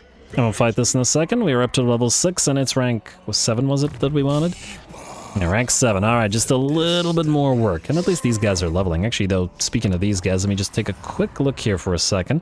These guys haven't changed, have they? I just want to see if we get some interesting traits on the regular lords as opposed to the 2 sorcerer lords that we currently have.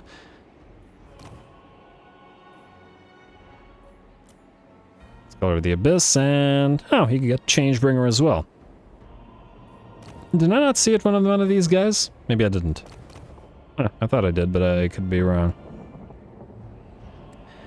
I see that the regular Chaos Lords can get Diabolical as well, just like the Chaos Sorcerer Lords can. Okay, you have Whisperer, you're the one with Diabolical, but it's probably a fairly solid trait to have in a lot of armies, so it's certainly a possibility that we get that there as well. Anyway, you are going to grab the Lattice first, or the Web of Secrets, keep generating all that cash, and then you will be upgraded to... I was about to say maybe Dimensional Breach would be better here because it'll be a lot of Tzeentch corruption. However, once again, this gives us control and growth, and it's still probably better, at least in the early game. Eventually, the Magical Forest will be switched to a Dimensional Breach or whatever it's called. Anyway, Ragnar. Let's fight this. Close victory, medium casualties. It's due to, well, it's due to the damage that we've already taken, but I'm sure it'll be fine. Go.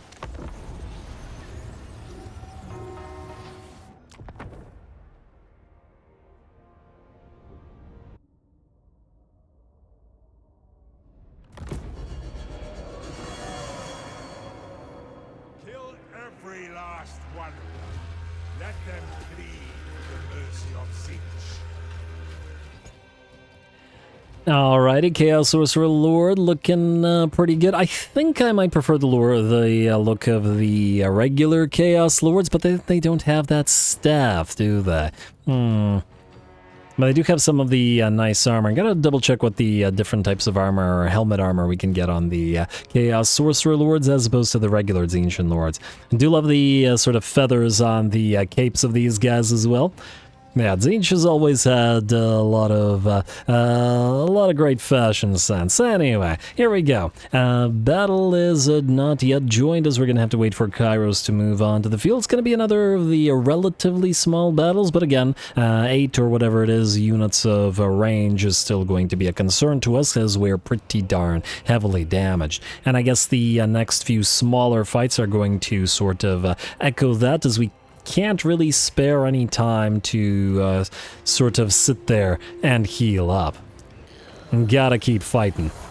Not to worry, Kairos is pretty good at that sort of thing, at the very least where, you know, chucking around magic is concerned. Gonna get that first blue fires out and take about 50%, maybe 40% of the HP off a unit of armored Kossars. Not a lot of units lost, but that's alright. With both blue fires and pink fires having been used, we can also now activate Arcane Surge and start getting some of that power back. Doubling up on the powered recharge with the Arcane Surge and Wand of Jet while we keep moving around with Kairos, getting ready to knock a few more spells out and also to send that Exalted Flamer to start annoying the enemy. Though it looks like Kairos has achieved the annoyance of the enemy sufficiently by himself, as his spells were sufficient to kick the anthill and start them moving towards us. Alright, nice little volley from the pistols of the armored Kossars. 21 missile strength, oh man. Early game missile fire seems so little by comparison. I think we've got over 100 missile fire damage at this point on the Slayer Pirates pistol damage in the Dwarves campaign. And on top of that, I believe we also have 110 armor-piercing axe damage on the Rangers with Great Weapon, or Rangers with throwing axes. And that's 110 armor-piercing missile damage on those axes, and there's plus bleed application. It's pretty darn good is what I'm getting at. Anyway, we have deployed Kairos and are using him together with the Exalted Flamer of Tzeentch, and now the Chaos Knights are getting ready to move on in, as we're going to use them to collapse the enemy's right flank. Few of those pistol shots into the Knights of Tzeentch, but they just trample most of those units as they charge on in. And the pistol fire was not enough to break through that 2,000 point barrier, which is pretty darn solid. Alright, and the main battle is now joined. Marauders, even depleted in terms of their numbers and HP, are still going to be able to move on. And we do have that little bit of extra time due to the barrier that we have for them to take damage without taking damage, if that makes sense. Furies have also arrived in the back line, can't be allowing the enemy to add too much range support, and we've already seen the Furies tear through enemy piles of Kossars. I don't imagine these guys are going to fare any better. Especially since, unlike the Marauders, which have been taking a lot of the hits for us over the course of this, well, I guess first episode, and are thus still fairly heavily damaged, the rest of our Furies, or the Furies are not. I do like the helmets of the Marauders of Tzeentch as well. They're pretty nice. Alrighty, and I'm excited to make a sort of Tzeentchian Marauder themed army, using Marauders of Tzeentch, but combining them with those Marauders of or allied units of Marauders. Enemy Boyar facing off against some of our Marauders together with Ragnar Heldenmouth. Is that his name? Something like that. It is Heldenmouth, alright. But it looks like the Boyar wants no more part of this, and in fact, with the Boyar having shattered, the only unit that remains is the by our blood active Cossars. So just gotta wait out the clock and the battle will be ours.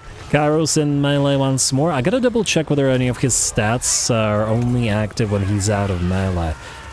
I think the last time I played him, I remember at least one of his abilities might be a passive that allows him to recharge or do more magical damage, and it's only active when he's out of melee. He doesn't really need to be pushed in melee too much, but I really like sending him into melee because he has some fantastic animations when he fights, so probably to some degree we'll keep doing it, regardless of passives.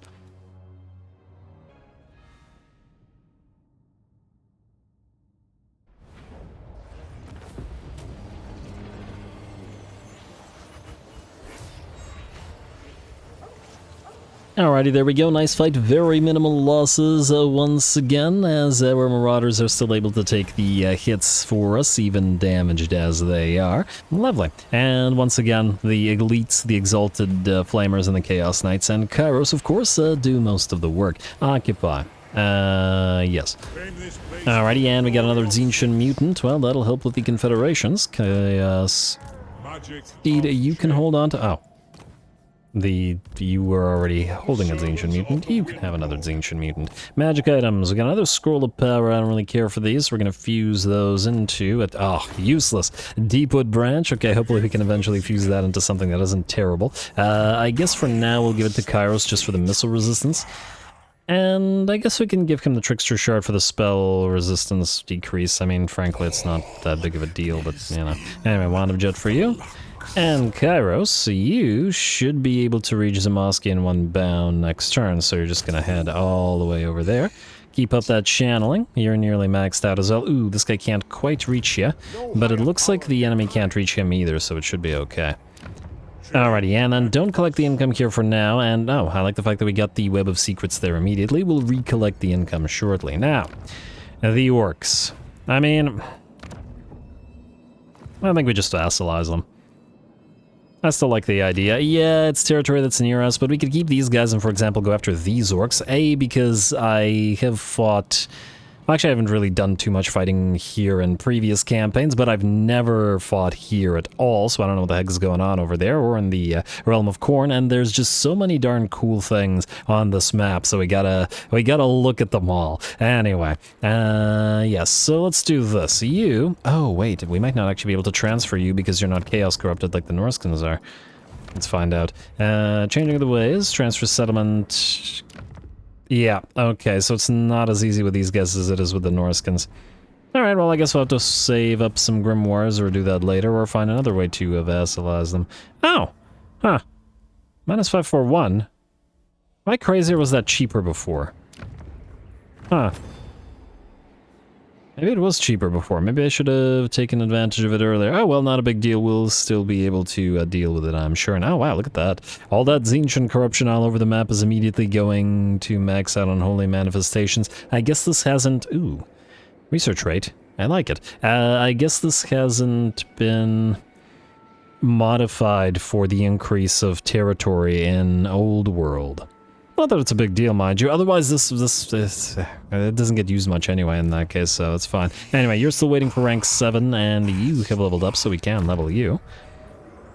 Gonna go for Flaming Sword of Ruin. Still don't use them to cast all that much, I will admit, but, you know, eventually. God's Pact character experience gain wins... Ooh, Retinue Physician. We should actually start saving points to move towards retinue position, because we are healing is atrocious right now. I assume that iridescent horrors give us healing. Or at least I hope they do. But somebody's got to give us healing, right? Or is it exalted heroes? Or chaos sorcerers? We'll find out eventually. For now, though, we'll just have to deal with the limited amount that we have. Might spend a little bit of cash on at least the Sour Guts, but maybe wait on the Golden Griffin, just because 800 per turn, it's a bit steep in the early game. End turn.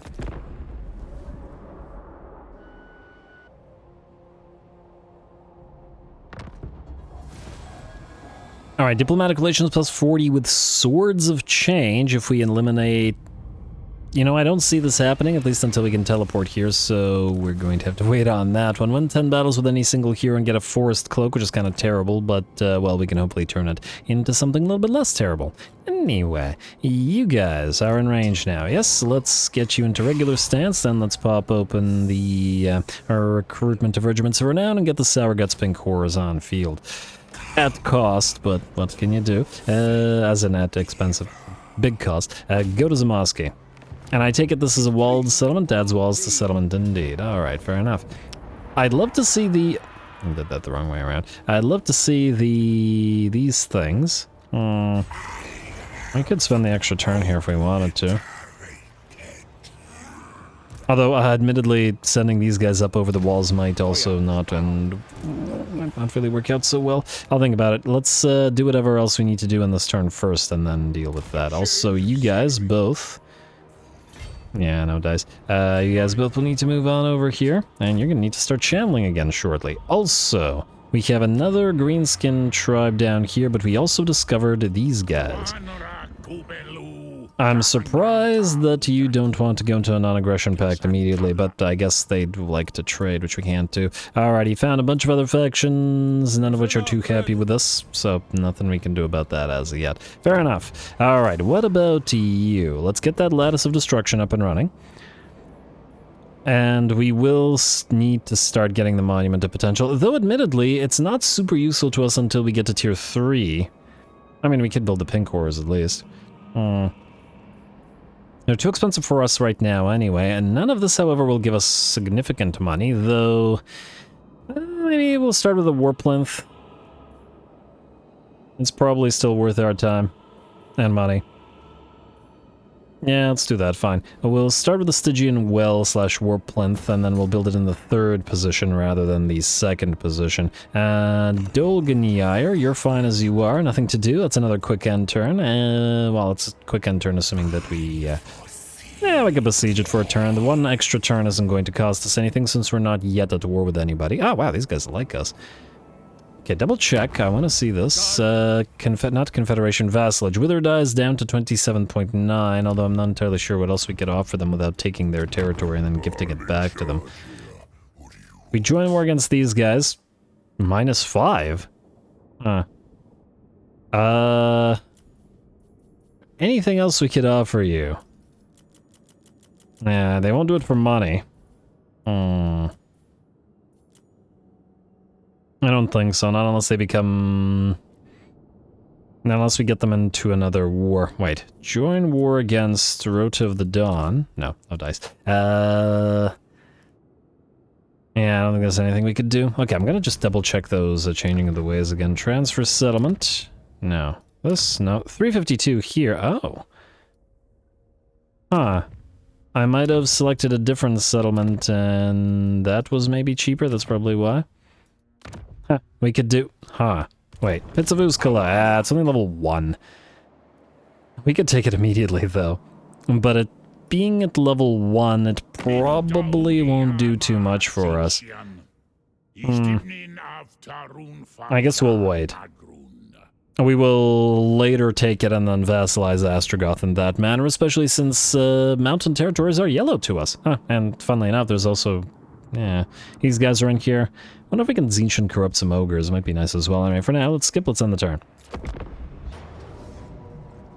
Oh wow, they'll actually sally out. I was not expecting that, but I frankly kind of prefer it, I guess, to the siege battle anyway, so why not? We'll certainly give them a fight. They've got 4 armored Kossars and 4 regular Kossars, still dangerous, especially considering how damaged we are, but, well, everyone's damaged in one way or another. Go!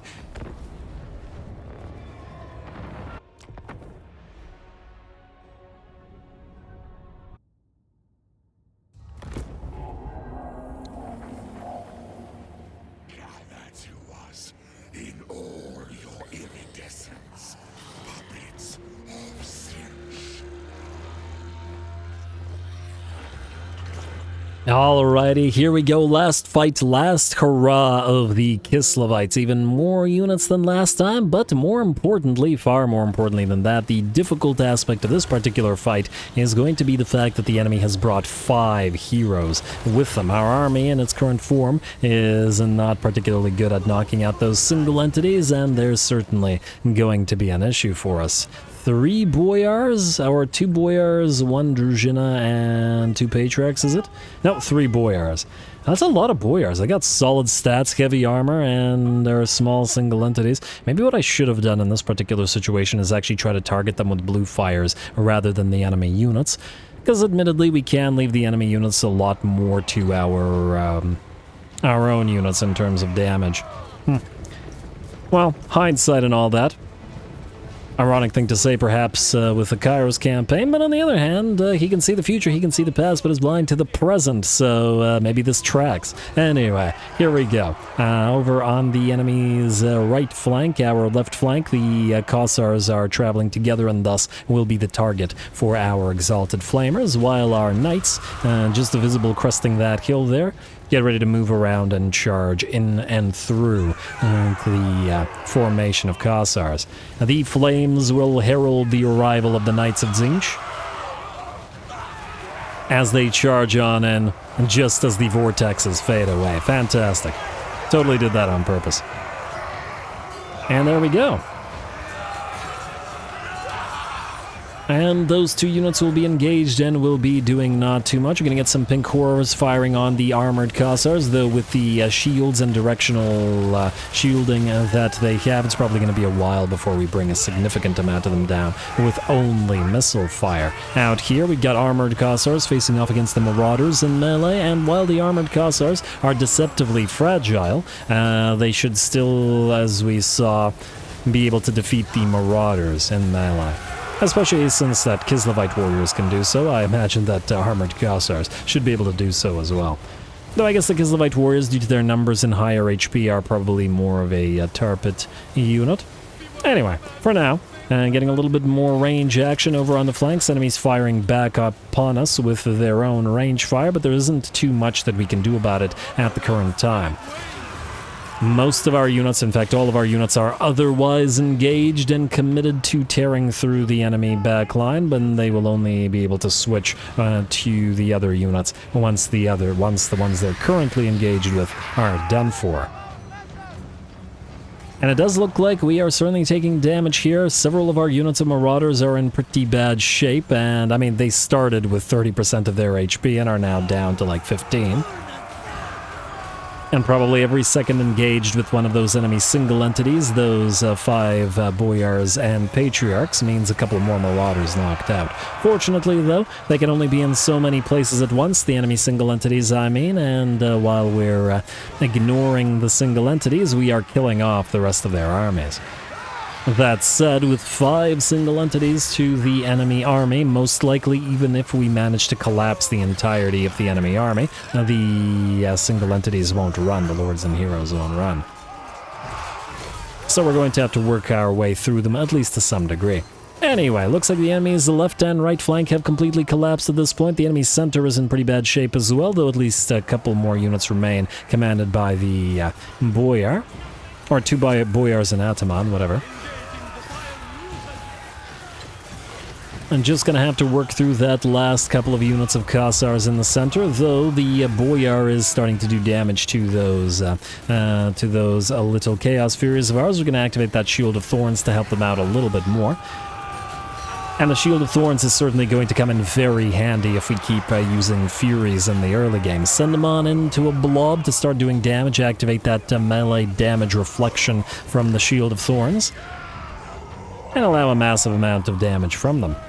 Alright, otherwise it looks like the Patriarchs are done. In fact, Kairos has defeated one, and it looks like the Boyars have taken sufficient damage to break, with only 2 of them having full HP and the others having been defeated. This army is done, and these Kislevites are done for, as in their entire faction.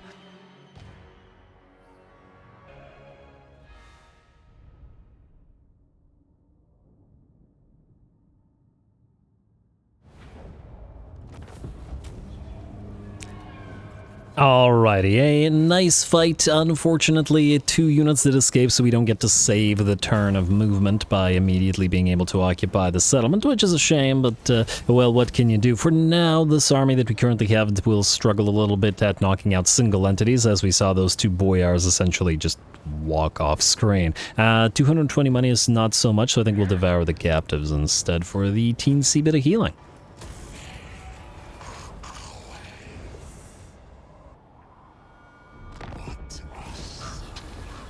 Alright, there we go. I assume it's not a coincidence that we keep picking up arcane items, as in we've gotten like 5 of them or something so far, and no real items of any other type. I assume that there's some kind of, well, that Tzeentch is likely to get more of those. Anyway, you 2 are going to need to channel, like so.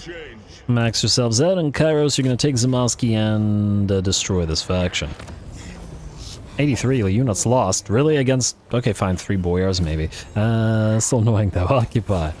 Alright, and with that, hey, Forbidden Rod, there we go. Actually found a good arcane item for ourselves. And we'll take the Forbidden Rod, especially once Kairos gets that regrowth, and it's going to come in real handy. We'll take the Earthing Rod out, I think, and the Scroll of Power, turn them into an Obsidian Lodestone.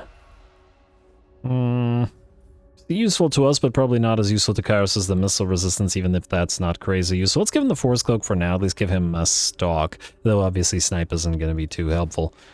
I actually don't know whether it has any kind of effect with spells, or if it's only missiles. It says this unit remains hidden while firing. What about, you know, blue fires? Anyway, we now have rank 7, meaning we can get our Greater Arcane Conduit, which increases our power recharge and spell mastery.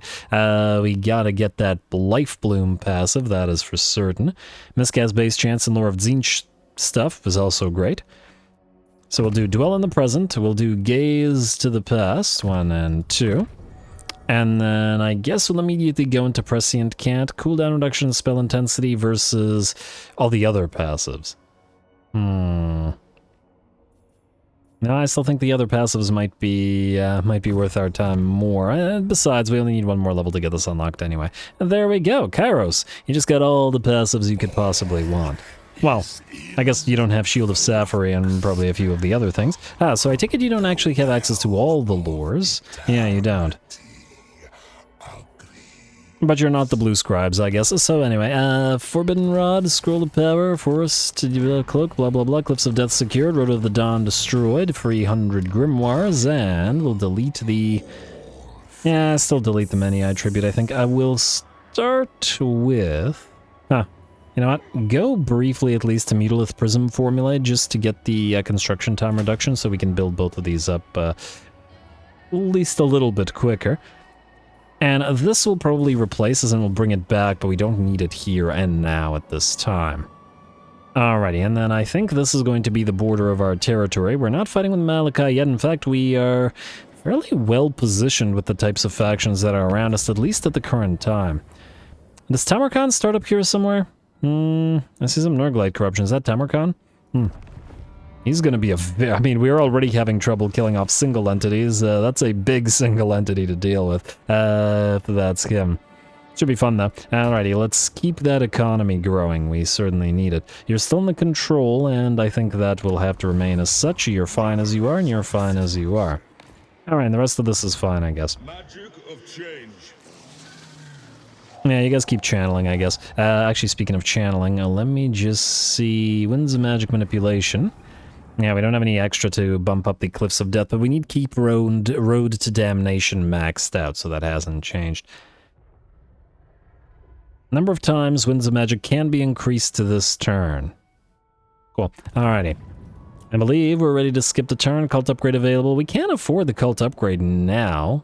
Maybe that warrants actually upgrading it. Alright, let's give us another quick read. So this is the Tzeentch corruption, but the massive cost is not super worth it. I don't remember what the Tzeentch cult magus does. I could be wrong, but I think what it might do is allow you to instantly recruit a cult, where maybe even a special cult from the cult magus. So we could put it into like Altdorf or something like that, though in my dwarfs campaign, Altdorf wasn't actually looking so hot.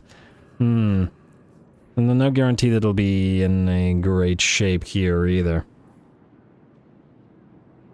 With the exception of the intricate preparations, when the changing of the ways reduction, we don't really care about this, but this makes it instantly discoverable, which ain't great. We could just go for the branching plans in order to start, you know, expanding the cults. And it's going to be here for a while. Though I don't dislike the additional grimoire generation, yeah, I think we'll do branching plans. It's time for it to hopefully branch out. And if needed, we'll teleport out here. Anyway, that looks good to me. Now, let's see. We have 415 grimoires available to us, meaning we could transfer this place, the Trails of Kashut. It's down to 45 now. I'm willing to bet that before, when it was at 29, we probably could have done it, but now maybe not so much. And I just want to see the costs here. Holy Manifestation. No, not Unholy Manifestation. Changing of the Ways, Transfer Settlement. Hey, what the heck? Target non-capped. Oh. 488. Ooh, we're close. I'd really rather have the Norskins than the Greenskins, to be perfectly honest. Simply because the Norskins will be nicer in our armies. We have Deception is nearly done, though. Oh, and then we'll probably have to go through one of these. And oh, hello. These cost 400 grimoires. They've just been unlocked. Targeting range plus 50% for spells. Ooh, that's really good. Cooldown for Soul Leech of Tzeentch, Unholy Pact with the Changer and Chosen of Tzeentch, so buffing up Kairos' unique abilities.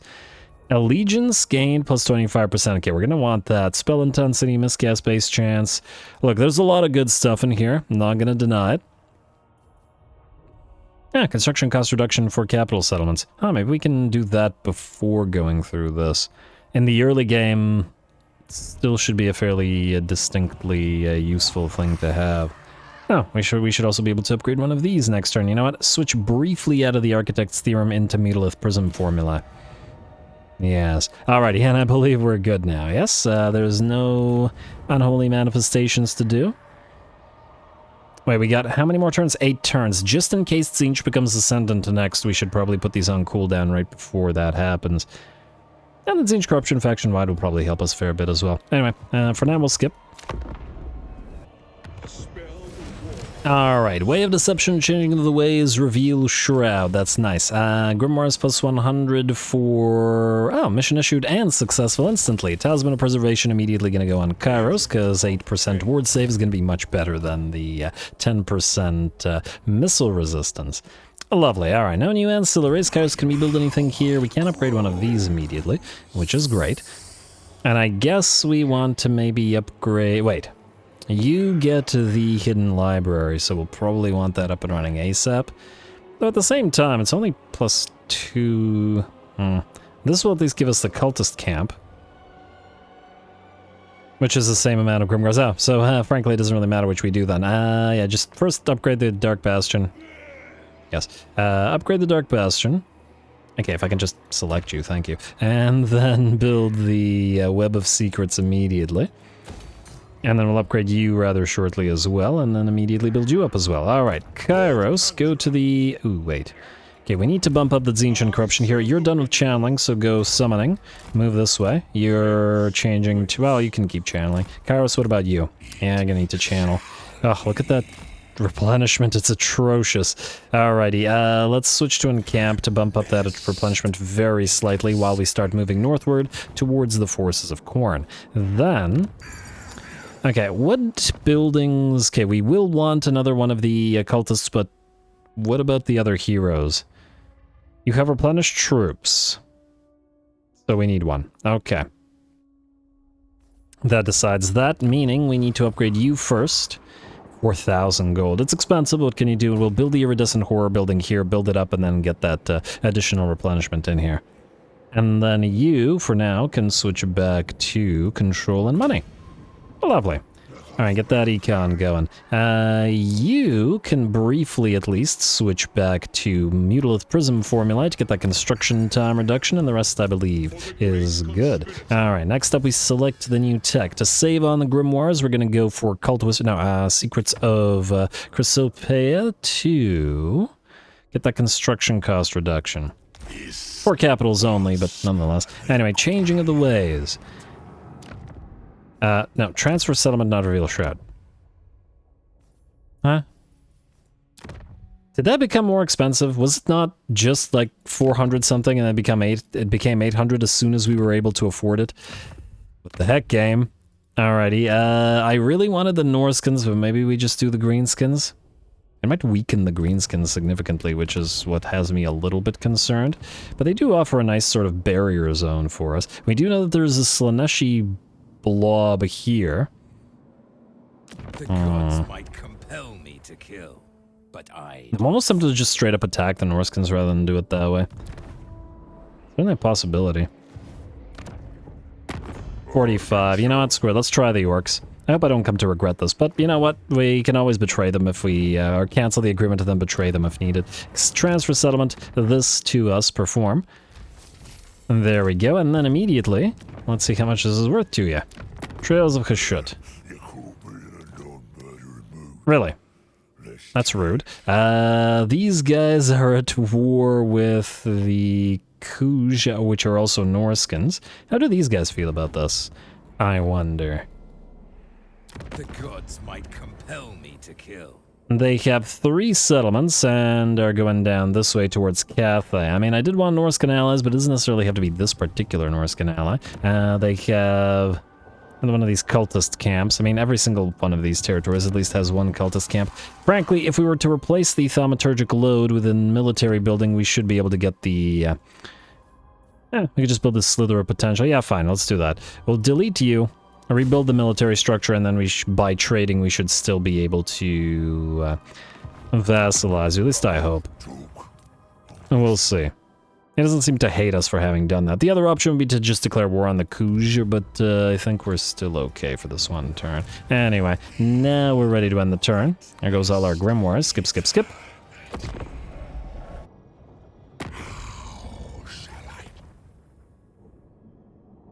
Yeah, go figure. I wasn't expecting these guys to declare war on us. Well, that kind of answers the question as to what we're going to do. We are going to attack them. Fair enough. The not great aspect of this is they might be able to reach the trails of Kashut before we can react to them. Guess we're going to find out.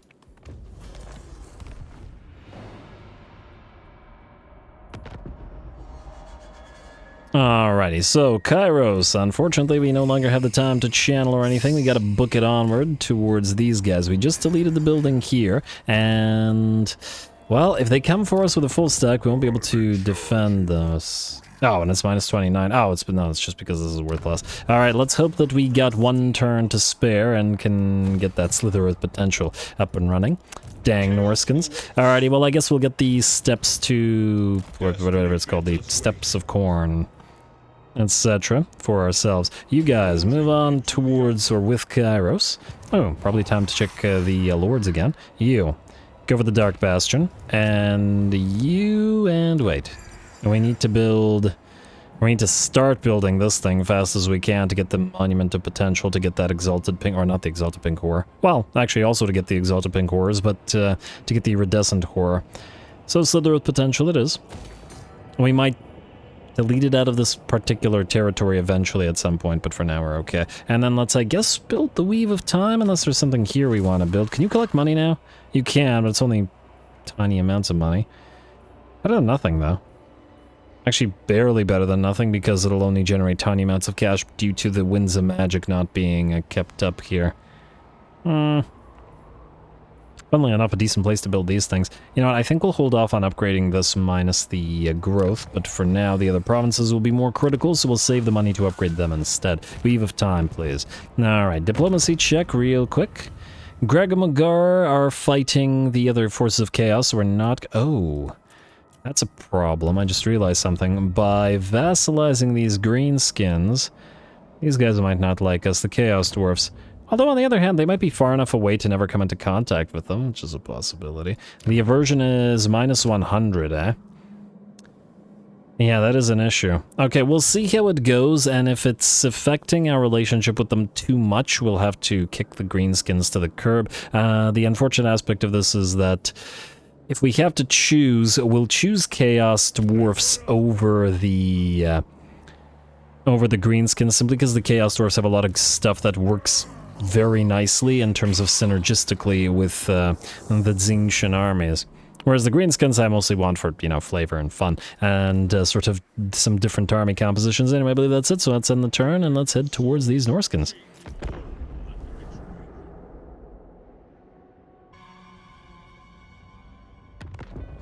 Alright, it looks like we're okay, and the Tokmars have not reached us as yet. We can get 250 grimoires for leaving this guy wounded. I think I'd rather get the experience.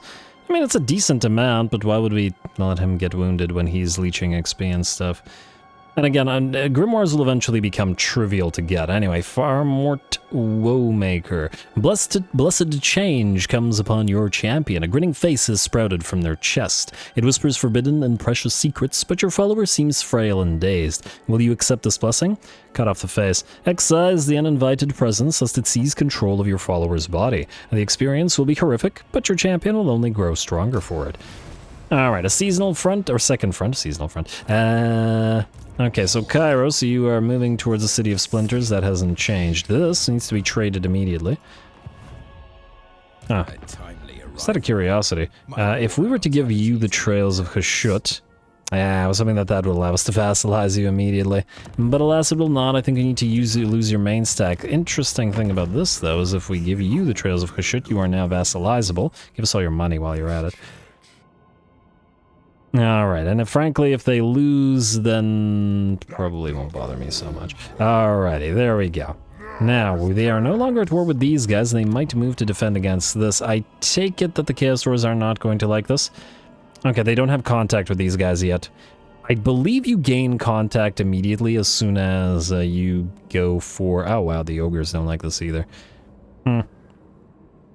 Then I guess the nice thing about the ogres is that they're sort of occupying mountainous territories. I wonder if I could get the Slaneshi faction to be a vassal of ours. If we could transfer the Golgi's monument to ourselves. I wonder how much... 8 turns, alright. Fairly soon. Alright, let us do this. I'd like to reveal Shroud against these guys, because I want to see what's going on in their territory. Alright, looks like this is their only army, which works reasonably well for us. And they will probably immediately lose Trails of Hashut, but the greenskins might reclaim it, we'll see. Anyway, the 8.5k that they offered us for that was worth it just by itself. Even if we eventually have to cancel the agreement, it is a very significant amount of cash in the early game. Alright, what do we got in terms of buildings? Let's go for the Lattice of Distortion here, the Lattice of Distortion here, go figure. We'll go for the Hidden Library, although, is that public order? Oh, it's actually getting there. Alright, so we'll build these things. You are going to go for the Cultist Camp.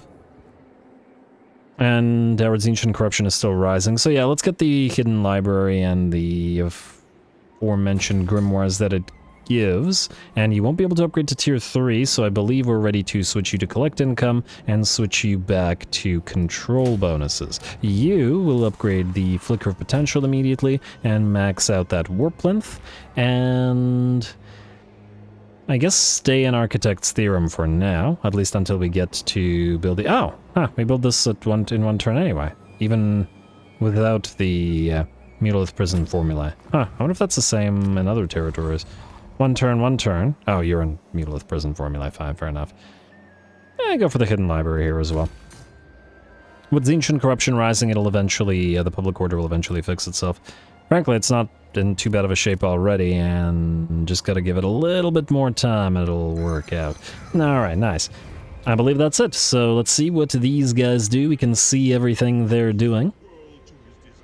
Even if they take this, it shouldn't matter over much. Oh, we got another Norscan tribe here. Oh man, all the Norscans are gonna be salty about this whole vassalage thing, aren't we?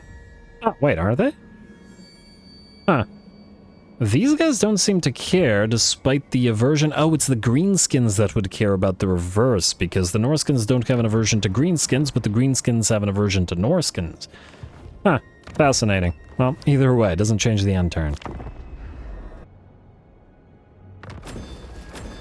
Alright, ally begins outpost constructions. The Maggot host has been encountered. Ooh, alright, that's going to be interesting. You could besiege the trails of Hashut. You want to peace out, but minus 82. I think until they lose their main stack, that's probably not in the cards. We will want to get the moment to potential up and running. Kairos, I take it you can't immediately reach Horror Song. Alright, fair enough. Go into encamp stance so that you can heal a tiny bit more. Soon to be healing a lot more once you have that iridescent horror. Then, next turn, we will summon the Golden Griffin of Theurgy. Yes, it's expensive, yes, it's completely unnecessary, and yes, we're still going to do it.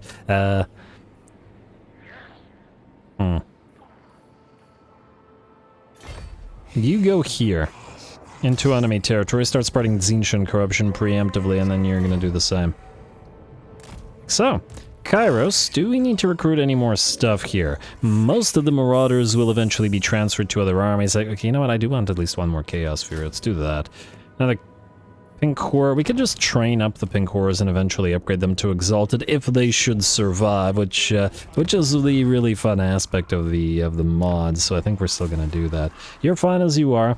You can upgrade you. Okay. Sticky. Whatever. Anyway, Infernal Citadel. Probably should upgrade you, but it's probably not as high of a priority as this territory, because it'll just generate less money. Anyway, will we have enough money? I think we'll be just a little bit short. Man, Pink Horrors are expensive to recruit, too. But they're also quite nice.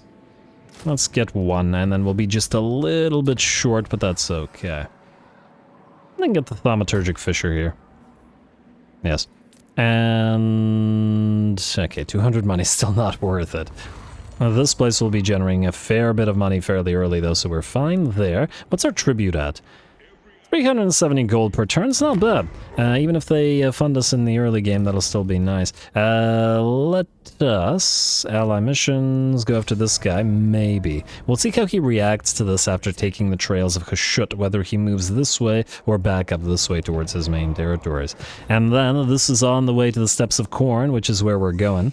Though I don't know whether we want to stop by and wipe out Tamarkand before he gets strong as well. We'll see how much he hates us, because Tzeentch and Nurgle. I mean, I guess all the Chaos gods don't really like each other, but anyway. All Wilson. Perpetual flux. Alright, Rock Eater is destroyed again. I'm not entirely sure where you are. These guys don't seem to be reacting to the fact that Shao Zhu has taken over the trails of Hashut, but, well, for now, it's not the most relevant to us. Kairos. Ugh, these guys are still very badly damaged. It's time to get the completely unnecessary Golden Griffin of Theurgy in your army. Alrighty, and we'll also want an Exalted Pink or Iridescent Horror, rather. What do we have here? Each kill made by the unit increases a spell mastering, gets us a little bit of a research rate. I do like the magic item drop chance and Steelies. You get exceptional protection, you get furtive. Okay, I don't really like either one of these. Alright, Blood Shard, eh? I mean, Spellmaster isn't bad, but I'm kind of inclined to say Covetous in the early game might be the better pick. Although if we keep spamming Erudite Iridescent Horrors, we will eventually gain enough research rate from them to be pretty worth it. Although I guess you need 20 of them to get even 100 research rate, which is kind of a...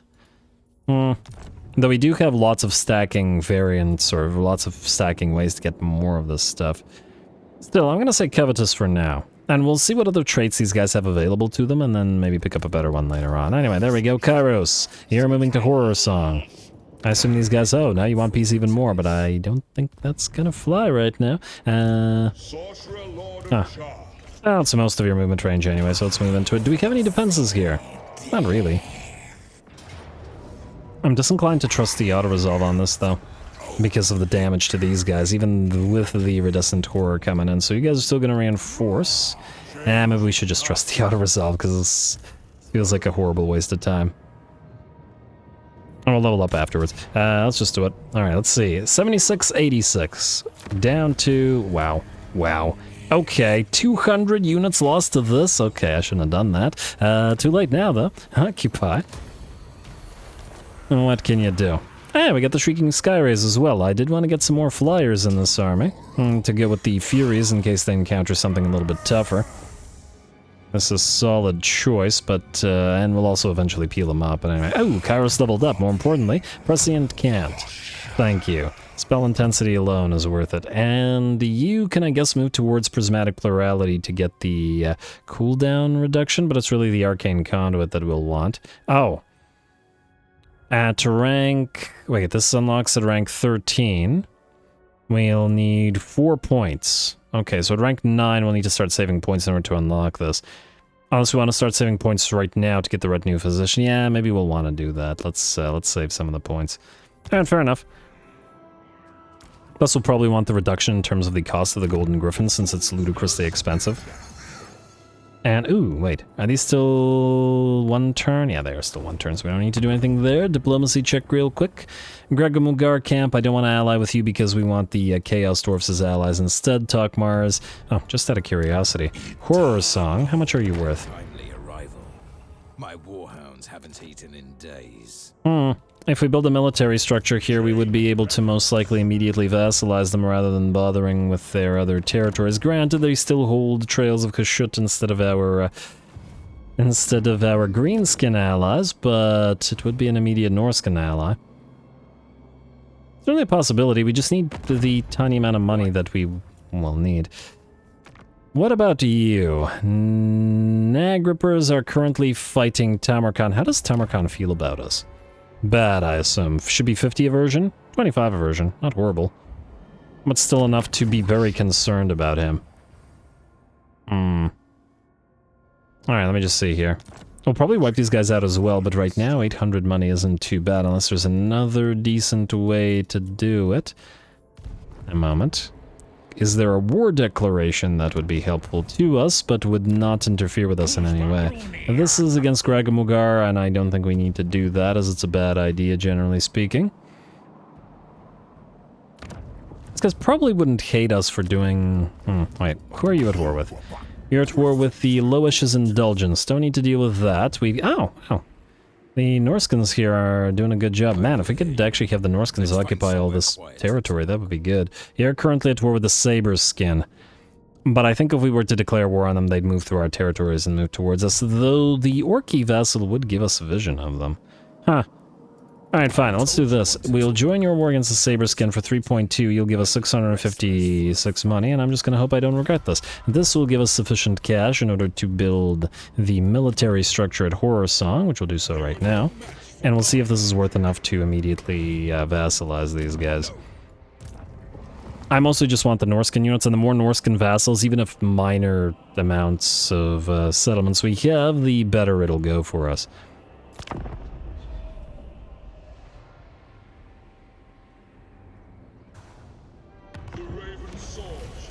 Alright, hey, the cult has spread. Good job, cult. And now, out of curiosity, if we give you back Horror Song, you will now be willing to both peace out and vassalize. Perfect. And it also means we don't need to fight you. Ooh, I wonder, are you able to transfer us back the Trails of Kashut for Horror Song?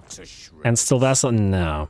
I mean, we could always use our, transfer settlement thing to take it from them if we really, really want to. But yeah, we're gonna do this, and yes, it will prevent us from fighting this nice fight, but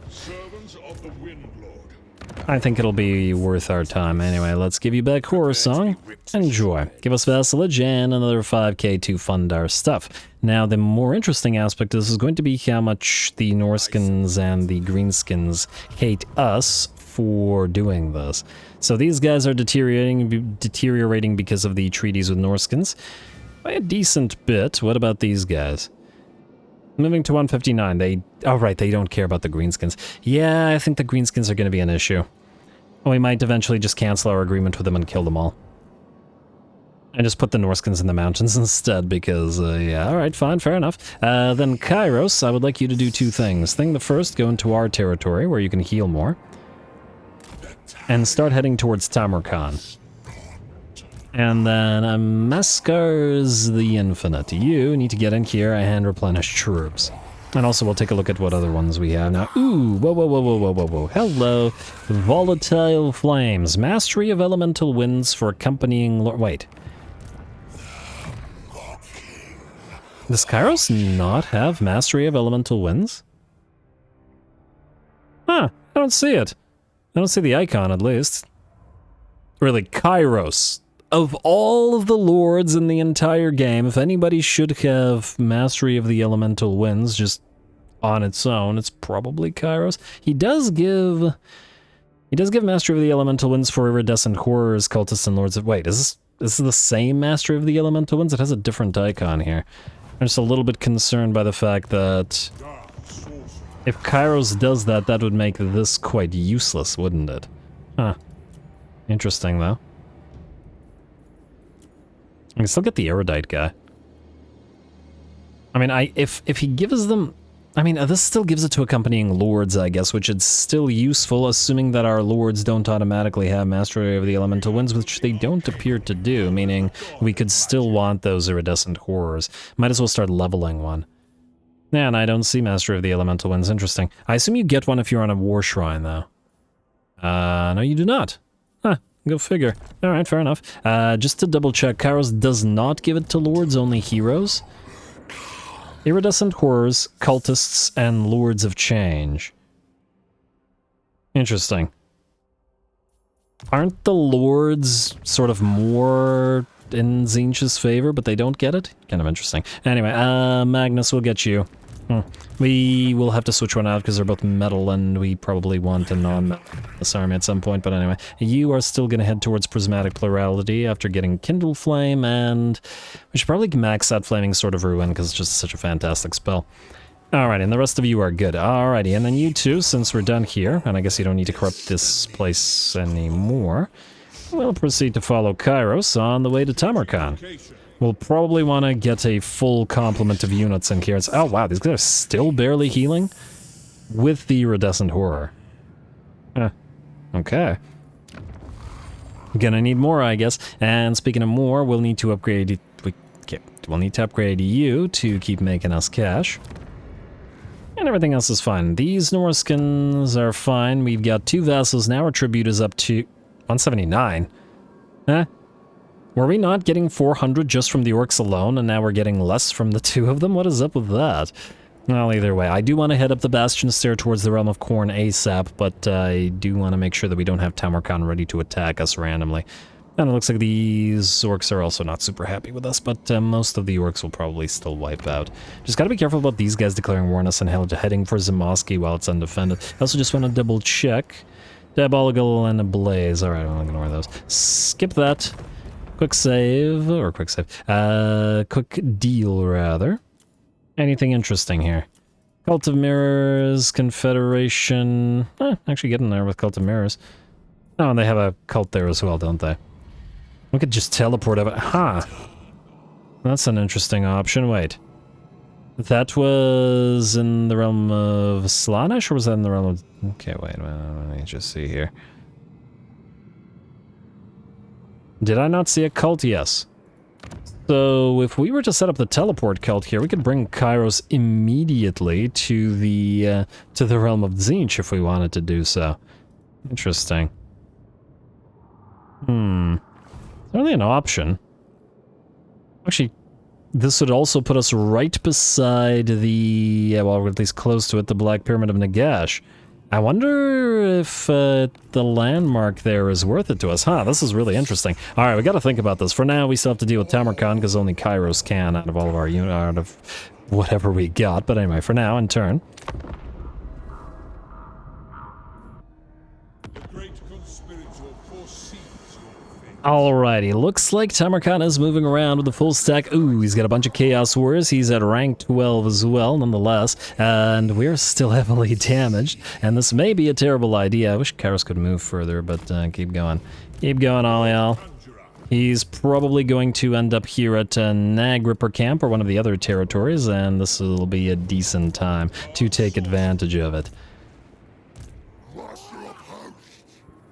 That's a lot of stuff. It's a lot of stuff. We don't have much of a melee line because these guys are pretty heavily damaged, but what can you do?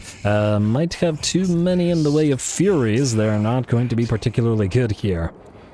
But it is what it is. Anyway, let us upgrade whatever we can here, so I guess we have time for more cash, and we can get the Forgotten Scriptorium up and running as well.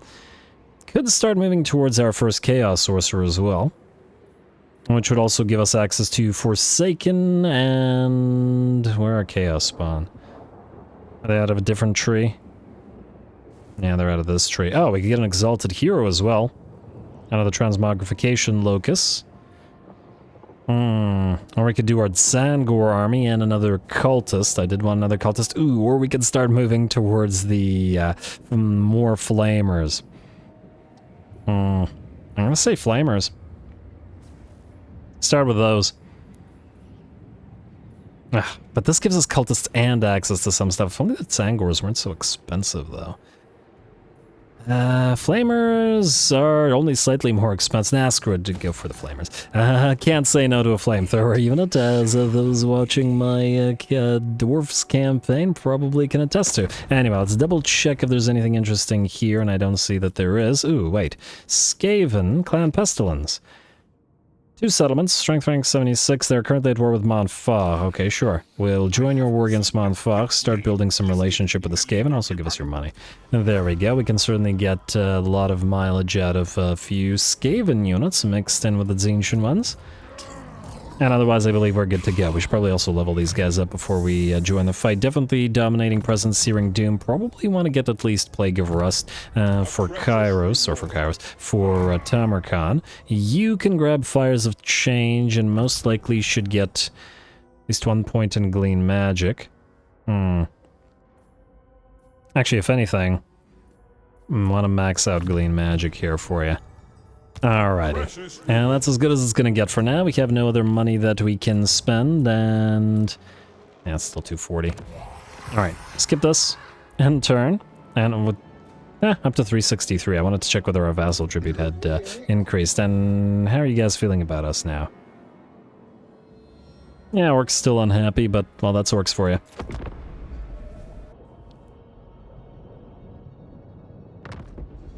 Interestingly, it looks like Tamarkan has backed up. Did he peace out with these guys? He did not, so I imagine he'll still attempt to go for them. Let us move Kairos in ambush stance right here so Tamarkan doesn't know he's here. And you don't need to channel, do you? We should still be fine. Slaanesh is Ascendant? Alright. Then we're going to move you in channeling stance here, or corrupting stance? Yeah, fine. And go into corrupting stance. Oh, you can't reach Kairos then. Fine.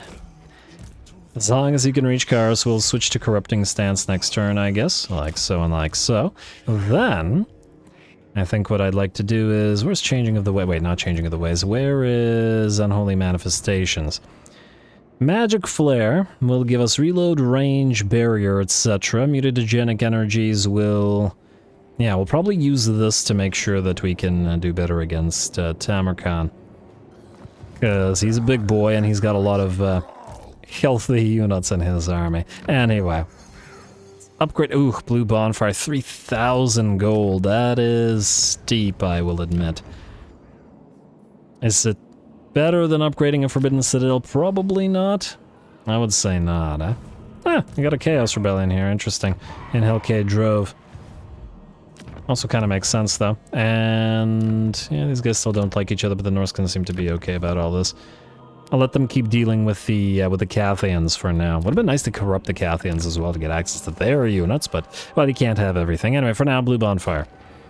Expensive though it may be, and then perhaps before fighting we'll summon the Shrieking Sky Rays as well. Anyway, let's skip. I know we've gone long, but I would really like to get this, I'd really like to make this fight happen, so I'm gonna hopefully, well, I'm gonna hope that this guy doesn't back off. Oh right, this area is also really cool, from what I recall. Anyway, end turn.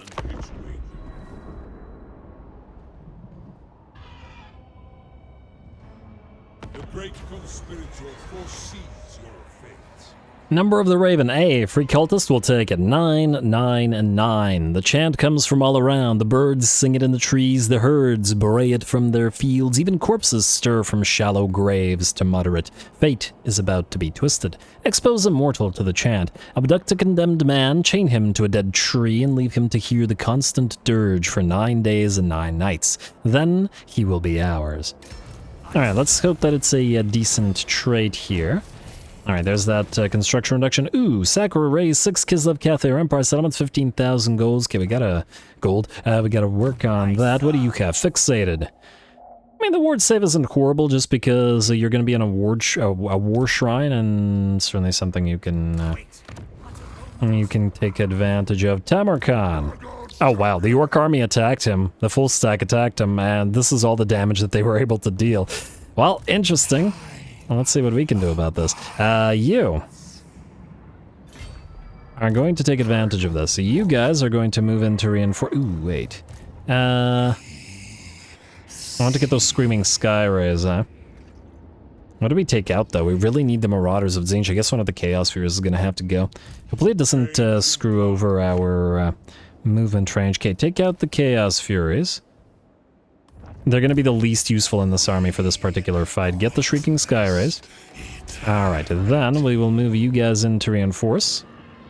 Like so. And like so. Don't care about the trespassing. And Mr. Tamarkan, you're about to have a bad day. He really doesn't like... Really? Wait. One trespass is minus 55. Huh. That... I don't remember trespasses being that, that damaging, but oh well, whatever. You are currently at war with the Nag Rippers. Nag Rippers, give us all your money for this. We'll join your war against the Maggot Host for 2.4k. Oh! We could vassalize them as well. The main issue with this is the problem of the Chaos factions. I mean, they don't have... Huh, wait. The Greenskins hate Norska, but they don't care about Chaos. That's interesting. Why is that the case? Wait, no, they don't... What? Huh, they don't seem to care about each other at all. At least these Greenskins don't. What about these guys? Yeah, but the Chaos Dwarves do have a version and we want their stuff. I guess it's just something between these particular Greenskins and these Norskins. What about you? Well, I don't like these guys. This is a regular Greenskins faction. Is this a Goblin? Maybe it's because it's a Goblin faction? I have no idea what's going on here. It doesn't matter. I'm gonna say don't do the Confed, though. I think the one Greenskin faction should suffice. We probably aren't going to have too many of their units, and we want some territory for ourselves as well. Join war against the Maggot Host for money. And this is why the episode went long. Let's see if we can do this. It looks like fun, don't it? Alright, ambush, valiant defeat, casualties high. That's unsurprising, it is Tamarkan after all. We've had problems with single entities, so I imagine Khazak the Befouled is still going to be a pretty big issue for us here. Nonetheless, it's just too fun a looking a fight to turn down. Go.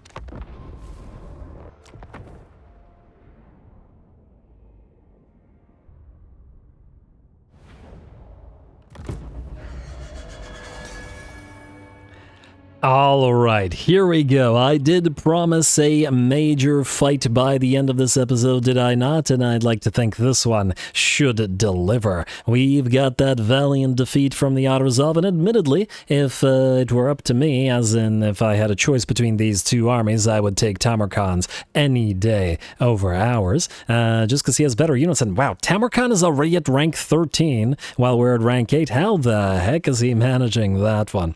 So rude.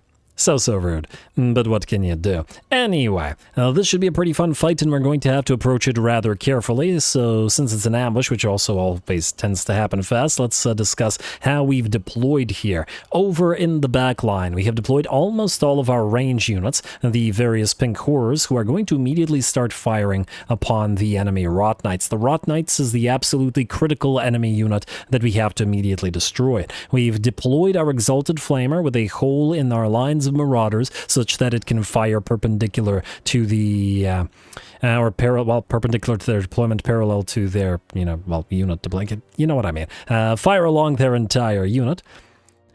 And between the Flamer's Enfilade and the Kairos' Enfilade, as in the blue fires of Tzeentch that we're going to launch against them, hopefully we bring these guys down before they do too much damage to us. We have deployed our units of Marauders of Tzeentch in a sort of a little wing formation with the sort of impassable terrain of whatever the heck this weird chaos rock formation is to our backs, with the blue horrors rather than pink horrors behind them. The reason for this is that I fully expect all of these guys to actually be able to charge through and break our Marauders. After all, the enemy has Chaos Warriors of Nurgle with great weapons, which have massive stats and a huge quality disparity compared to our basic Marauders. And since we expect these guys to fall or out, we don't want the pink horrors here. We want them much safer over at the back line, where the Chaos Knights of Tzeentch can protect them. This is also going to be the debut of the Golden Griffin of Tzeentch, who is hanging around up here with Kairos and has access to Searing Doom, Gehenna's Golden Hounds, which we can use for some area denial, and an Unholy Pact with the Changer area heal should we need it.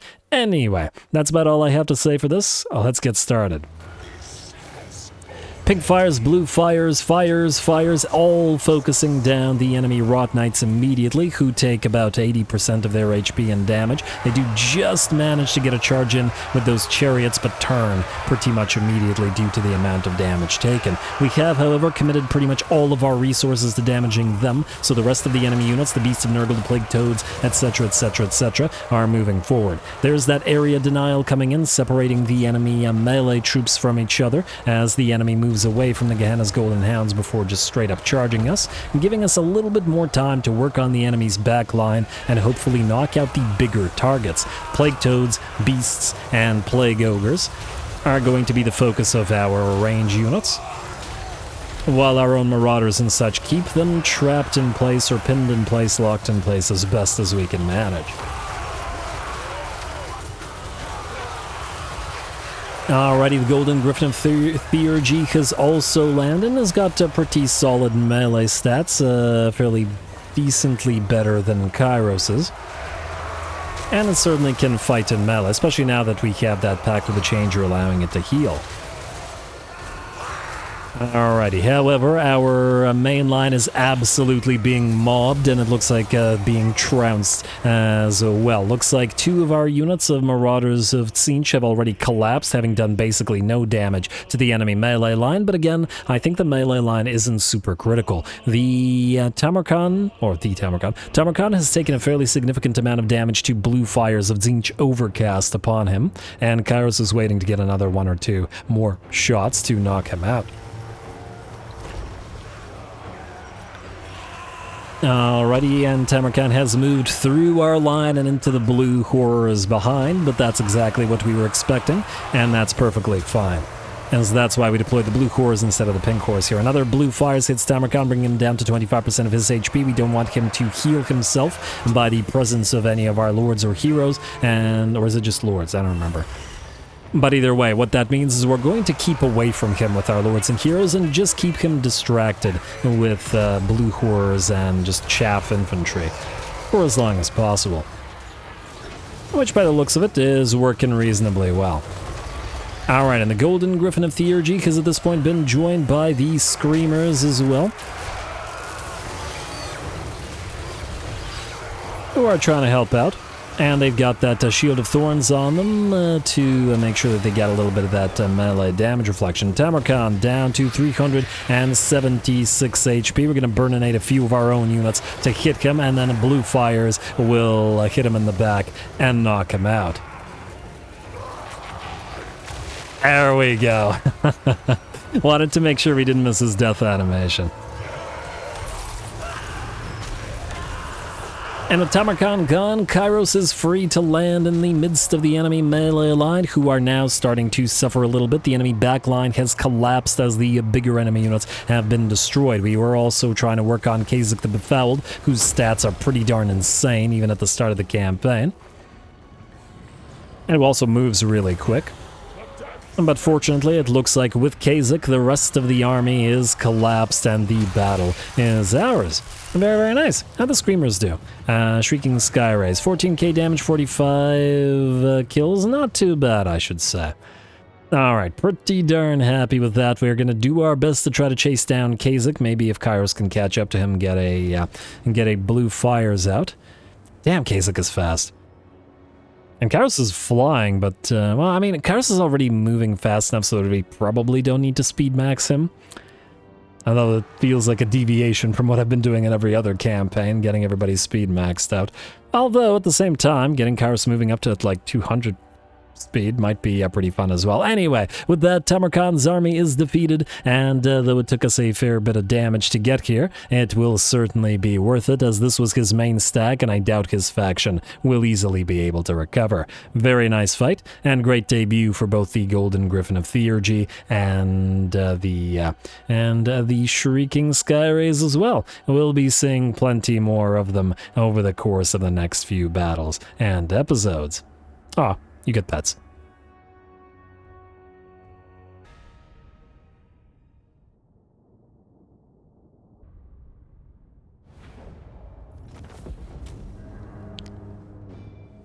Alrighty, and so falls the Maggot Lord, and we did pretty darn well. The critical units have all been destroyed. One of the units of Chaos Warriors and the Chariot escaped, but otherwise not too much in the way of escaped units. Blue Horrors were sacrificed again in the same manner as before, in that these guys had 100 units remaining-ish out of 160 when they started melting away, and they just kept melting all the way through, and we needed to chase the enemy army down, so all we could do was watch them die instead. I still think that both for the undead and for demons, that ability should, go away, as in they shouldn't keep melting once the battle has been decided. But oh well, what can you do? Not a big deal. Besides, these guys were reforged, so we're fine. Anyway, we are going to 3,000. Okay, yeah, we're going to take the money. Obvious choice is obvious. Yes, we'd like to heal, but obvious choice is obvious.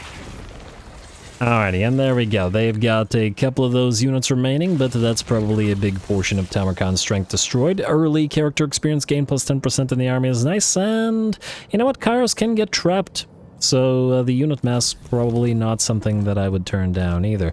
In addition, he's willing to peace out, but minus 193. Looks like he's not willing to become our vassal. Well, then he's going to have to contribute some of his territories to the great bird cause. Anyway, with that, folks, that was the main thing I wanted from the first episode, so we are very, very much out of time, and I'm going to call the episode here. Next time, I continue advancing towards these territories, probably taking out at least Tamarkan and the Nagripper's greenskins, because we gotta fight some greenskins, just for variety's sake, and then we'll see how the Norskins and such out here feel about us. I don't want to send Kairos too far this way, while we will send armies, several armies most likely, out this way, because I've never seen this portion of the map, and I want to see what it looks like. I want to send Kairos up to the Realm of Corn as fast as possible, so that's still going to be the case. And if the greenskins' dislike of us and dislike of our vassals continues to interfere, we'll probably just betray these guys and kill them. I'd still like one greenskin faction for one simple reason. I want the Arachnarok Flingers, which are blue, and because they'll sort of mix in terms of our color scheme with our units. That's the main reason I want them.